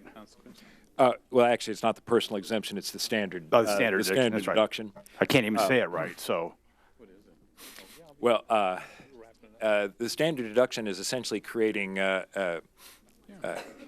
people choose the standard deduction when it gives them a bigger reduction than their itemized deductions. So right now, a married couple's standard deduction is a little over $12,000. If they had mortgage interest, charitable deductions, Illinois income tax, and that totaled to around $18,000, they would naturally choose to elect to itemize because $18,000 is a better deal to subtract from your income than the $12,000. If you double the standard deduction to $24,000, you wouldn't choose the $18,000. So I think my colleagues they underestimate the value of simplicity. You probably don't know this. Do you know how many people use an accountant to file their returns right now? Is there any estimation? Actually, we do know the number of people that file electronically or with paid preparers. We have some estimates that I can provide that information to the Congress. Is there any other way other than the past writing that off as an expense that we know what is the kind of the average cost of hiring an accountant to file your taxes? I have seen estimates of that. I don't have them available right now. But if we move to a fair, flatter, simpler system, doubling the exemption, and less people have to go to an accountant, they would save that money from going to an accountant to file, would they not? It's quite clear. I think that some people would choose to file themselves where they may pay to have someone file for them now. And has there been any computation ever of the stress and strain of individuals throughout this country who file even using an accountant, but not knowing if they'll ever be called into a IRS tribunal with all their receipts to then get audited? I'm not aware of any. Is there a calculation of lost time and wages when they have to take a day off of work to do that? There are some studies that I can try and provide to you where people have tried to calculate the dollar value of time spent. So this is a better system, Mr. Chairman. I appreciate it, and I yield back. Thank you. I would like to thank Mr. Carper. Would like to be recognized? Question, Mr. Bartold. If you have someone else to go ahead of me, that would be great. I think you're the final question. Oh, okay, good. Oh, okay. I'd be happy to Senator yield. Toomey, you recognize the question, Mr. Bartow. I think Senator Toomey wanted to say nice things about me before. Mr. Chairman, I wanted to start by saying nice things about Senator Carper. Let the record show that I have a very high opinion and very high regard of Senator Carper. I yield my time to Senator Toomey. So. As long as I continue in this vein. And I enjoy the work that we do together on a variety of things and look forward to continuing to work with him. While I am in the mode of complimenting, I want to take a moment to just thank Tom Bartold and his team, because I know for a fact that they have been working incredible hours under a great deal of pressure, and they continue to be the consummate professionals, turning out first quality work under tremendous time constraints and very difficult circumstances. So I want to thank Tom and his team for that work. I have just really one short line of questioning, and that is, Mr. Bartle, the Senate bill, as you know, allows business to recognize the full cost of purchasing new equipment, vehicles, machinery, in the year in which they actually make the purchase, rather than amortize that cost over the useful life, which is a way that we've historically done this. That's correct, right? That's correct, sir. Okay. And is it the view of joint tax that that has the effect of lowering the after-tax cost for a business to acquire that? Yes, sir. That's a factor that reduces the cost of capital in an investment calculation. And so all else being equal, if you lower the after-tax cost of purchasing new equipment, machinery, vehicles, business purchases more of it. That's one of the factors that goes into the macro analysis that I described earlier for the members. And when business purchased more of it, it is necessarily the case that someone had to work at producing that equipment, that machinery. There was a job. There are many jobs involved in the production, sale, distribution of that equipment. But then there are also jobs for the people who put that equipment to work. Is that right? That's correct, sir. That's part of the employment effects that are picked up in the macroeconomic analysis. So I mention this, Mr. Chairman, just because sometimes our colleagues who don't support this legislation suggest that there's not going to be any economic growth, there's not going to be any response. But in fact, as Mr. Bartold just confirmed, there is a very clear mechanism by which the policies in our legislation absolutely encourage more economic growth, more job creation, and as I said earlier, at a time when we are close to full employment, that can only lead to higher wages and bringing more people into workforce. This is exactly what our economy needs at this time. Thank you. Thank you, Senator. Senator Carper, you recognize the question, Mr. Bartow. I just want to start by saying just the nicest things I can about my friend from Pennsylvania. And I ask you to revise and extend my remarks. Without objection. So when we could do that. If I could, Mr. Bartold, again, our thanks to you and the folks you work with. We know I have a tough job. Thanks for doing it. Let me just ask, Tom, if I could, if the Senate passed Tax Cut and Jobs Act, Senate passed, were to become law, what do you think the increase in deficit would be resulting from that bill, according to JCT, please? It's a Senate passed bill. The Senate passed bill, we have an estimate in JCX 63. So if you want to ask another question, I'll look it up while you ask your second question. Okay. The second question I actually would relate to the first question. The question is where I've seen cost of the debt in terms of extra deficit, extra debt, anywhere from 1.0 to 1.3 to 1.5 trillion dollars over the next 10 years. It's not clear to me whether the cost of interest on borrowing additional borrowing is included in that. And I think if it were, that it would push those estimates from 1.0 maybe to 1.6 trillion, from 1.3 to 1.9, 1.5 to 2.1. Our estimate on the Senate passed bill, as reported in JCX 63, was that the conventional estimate was that the legislation over the 10-year budget period would lose $1,447 billion. My follow-up question was on the interest. That does not include any incremental increase in interest on federal debt that might be attributable to the higher debt load over that. I've heard a number. It could be as much as $600 billion. Is that in the ballpark? Out of the ballpark? I don't want to make a bad guess on that. I know that the Congressional Budget Office recently did some analysis of increased interest cost from higher deficit finance and various different options. All right, thank you. Let me ask as a follow-up, Tom. If we take a look at the Senate bill, is it true that with a couple of exceptions, the provisions affecting individuals expire in generally by the end of 2025 in general? The Senate legislation expires most all the individual provisions at the close of 2025. Can you tell us just roughly what the 10-year cost of the bill would be if we assume those provisions affecting individuals are extended permanently? Any idea what that might be? The cost within the budget period? Yeah. I'll have to respond to you separately. I don't have that available right now. Okay. If I have time Senator, time has expired. The 3 minutes goes quickly. No, thank you. Thanks. So look, I would like to also thank Tom, you and all the professional team at Joint Committee on Taxation for doing a really remarkable job for months and months of months. So thank you. I'd like to thank all the members of the conference for your attendance today, your thoughtful insights. American people have waited decades for tax reform, and right now we're in the home stretch, closer than ever to getting across the finish line. Tax reform that provides more jobs, fair taxes, and bigger paychecks for hardworking families across this country. With that, the Conference Committee on H.R. 1 is adjourned.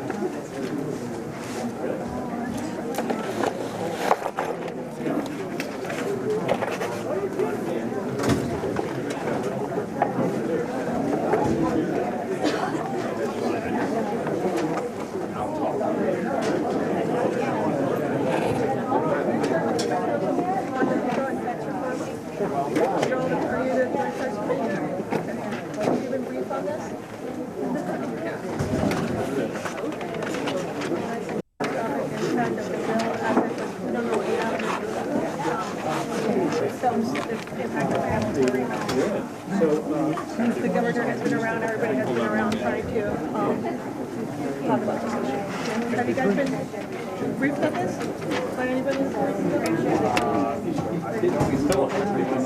Yeah. Yeah. No?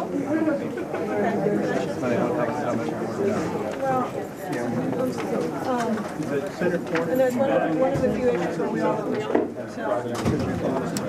Oh, you are? Oh, yeah. Just so. Right, well, then come back.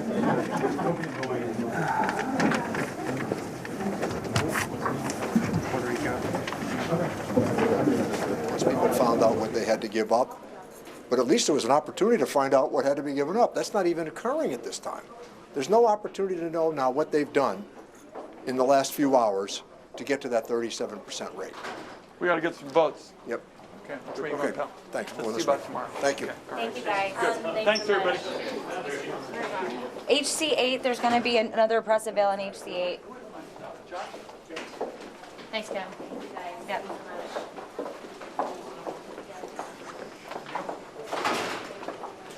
So there you see, wrapping up the House and Senate conferees. They met today working on their tax reform issues, trying to work out the issues between the two different versions of that bill. You can see members moving along the hallway there. There is a camera set up in what we call a stakeout position, waiting for members of the committee to come and speak to reporters.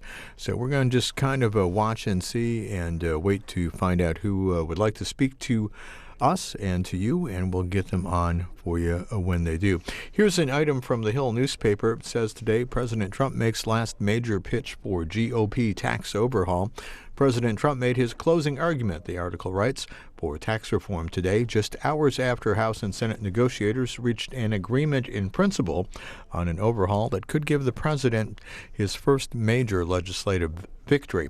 Speaking from the White House, surrounded by families the administration says will benefit from tax cuts, Mr. Trump cast the GOP's tax bill as a boon to middle-class families and a victory for ordinary Americans over what he described as out-of-control government bureaucracy. The president said, our tax cuts will break down, and they'll break it down fast, all forms of government and all forms of government barriers, and breathe new life into the American economy. That's a quote from President Trump. So you can see the room emptying out. We will watch and see if some of the members of this the conferees, want to come out here. We see there they are at the podium, live coverage now. Take your shit with you, your box, and the gavel. I have the gavel. And your box with your binder. So whatever your stuff is over there, take that with you. Okay.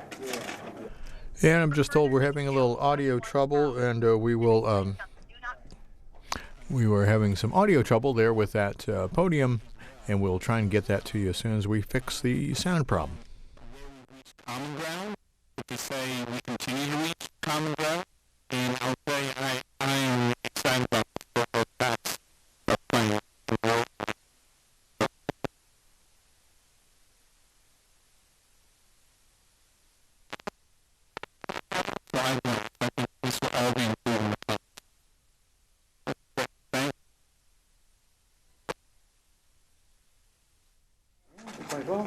But that was Actually, no, hi, it's good to see you guys. 2013. No, but we did trade. Oh, that was small though. Enjoy the holiday. We like to do it now. What do you get? Yeah. It wasn't a big dog and pony show. No, it wasn't. Golf in Arizona, and then wine country for New Year's. Oh, yeah. Got a fancy wife. Makes all that money. Take care of me. Sit down and selfish sugar mama. Ooh.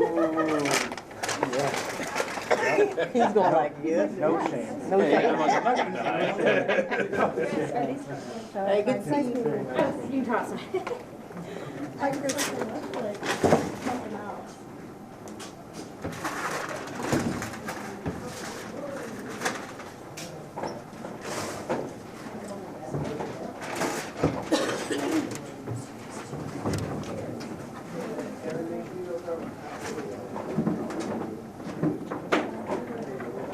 This evening.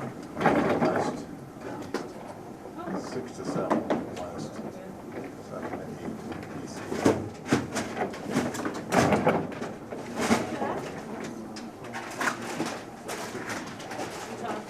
Get out by. Everything else we take over. Yeah, here's a plastic bucket. And the plastic. Yeah. Yeah, it was. Although I think my house goes better.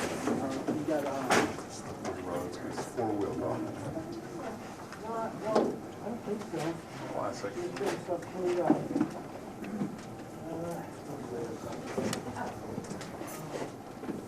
We'll bring back our. Yeah. No, it's right outside the door.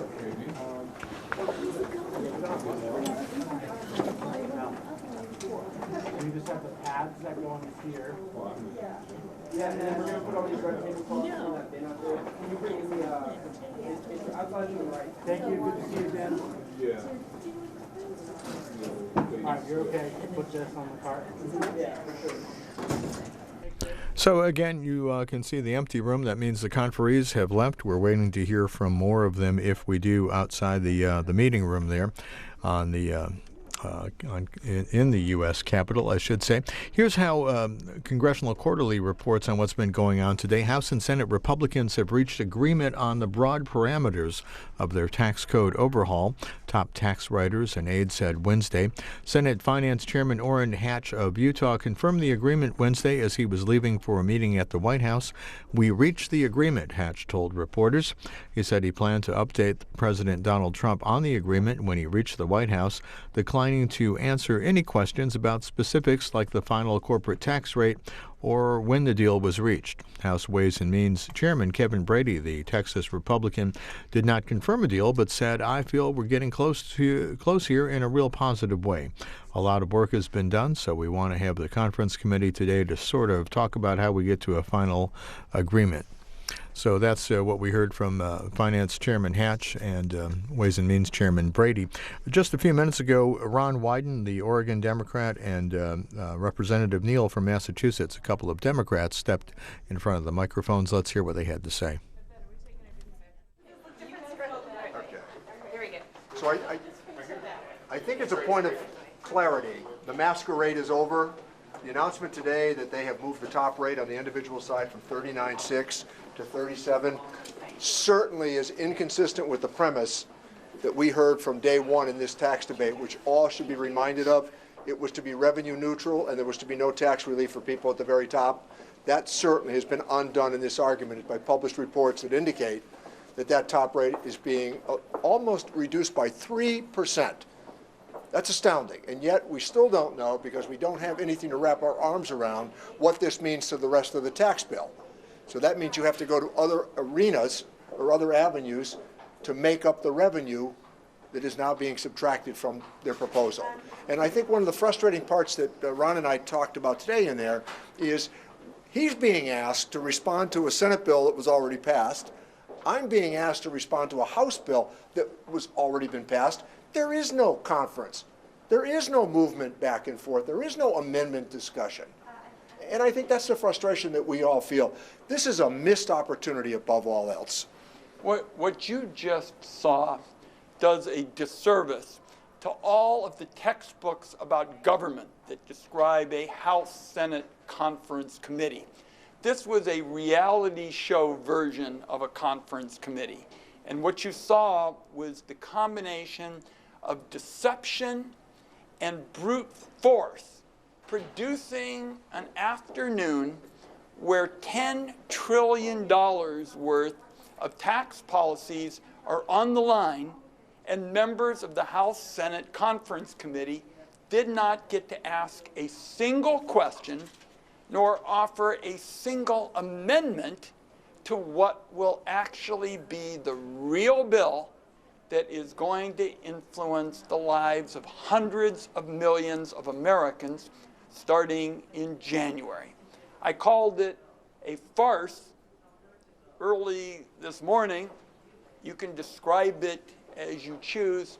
I have never seen anything like this in my years of going to conference committees, and I thought this was a textbook case of what you don't do. What you don't do if you really want to level with the American people and show them that their government is an open and transparent process. You know, this was all done on the House side in 1 month without one hearing, without one opportunity to discuss what is probably the most technical part of American law, tax policy. And so we go in here today, once again, this is completed before we got there. You read news accounts while you're sitting there of what's happening, and people in downtown have a better idea than the minority party of the give and take here, or I should say the lack of give and take here. This was a betrayal of the middle class. The middle class isn't going to get the tax relief that they deserve, and what will be at risk in the future is their Social Security and their Medicare. Let's throw it open to questions. Got votes? Congressman Neal, did you bring the issue of Puerto Rico to Chairman I Brady? raised it today. I know, but what he said to you, did you talk to him directly about the issue? No, he didn't. I didn't. But I raised that issue specifically in my opening comments today. And that highlights an important point. This was not a discussion. You're asking a very logical question about a very important issue, because especially given all of the challenges Puerto Rico has faced in the last year, you would think this is the kind of matter that Democrats and Republicans sit down and talk about. I had a conversation with Bill Bradley the other day. He is a former member of the Senate Finance Committee, another tall Democrat like myself with a lot better jump shot. But Bill Bradley described how when he was working with Ronald Reagan, he flew all over the country to meet with Republicans to work out the kind of bipartisan tax reform the congressman and I wanted. In this case, the majority party wasn't even willing to walk across the Capitol to try to find a way to do this right. And let me make one last point. A number of you have asked whether we would be receptive to working with Republicans on technical corrections. And as soon as I heard it, I said, that's the ultimate indictment of the process. You're supposed to not move with reckless haste, so you aren't going to need to make so many corrections down the road. Here, they're just assuming. They're just assuming here before the bill has even been debated on the floor in the Senate, that because they have moved in such a hasty kind of fashion, that they're going to be digging out for days trying to figure out what it is they actually did. And the question that they have been asking us about whether we will work with them on technical corrections is the ultimate indictment of the process that's been used here. So, Senator Wyden, will you be willing to work with them? I'm working to turn this indefensible, flawed bill around. Where we are, Aaron, as you know, is Senator Corker voted against it already. Senator Collins is getting told by folks in the House that she is not going to get what she thinks addresses her concerns on the Affordable Care Act. So we're not giving up by any stretch. And I can tell you, we're going to be telling our colleagues, the congressman and I intend to put out as soon as we get it, our analysis with respect to what this bill does. But what we can tell you is none of the things on offer go to making the quality of life for the middle class better. They're all about rearranging the chairs at the country club. So it doesn't seem to me that they've made a lot of friends based on what I've seen in the last couple of days. So this fight is not over. I mean, I was struck by the idea that they would move that rate down to 37%. I mean, that just means more concentrated wealth in America. I think it's clear. The idea when you look at distribution tables that they published early on, those are entirely inconsistent with what they have now done after these two respective measures have passed the two institutions.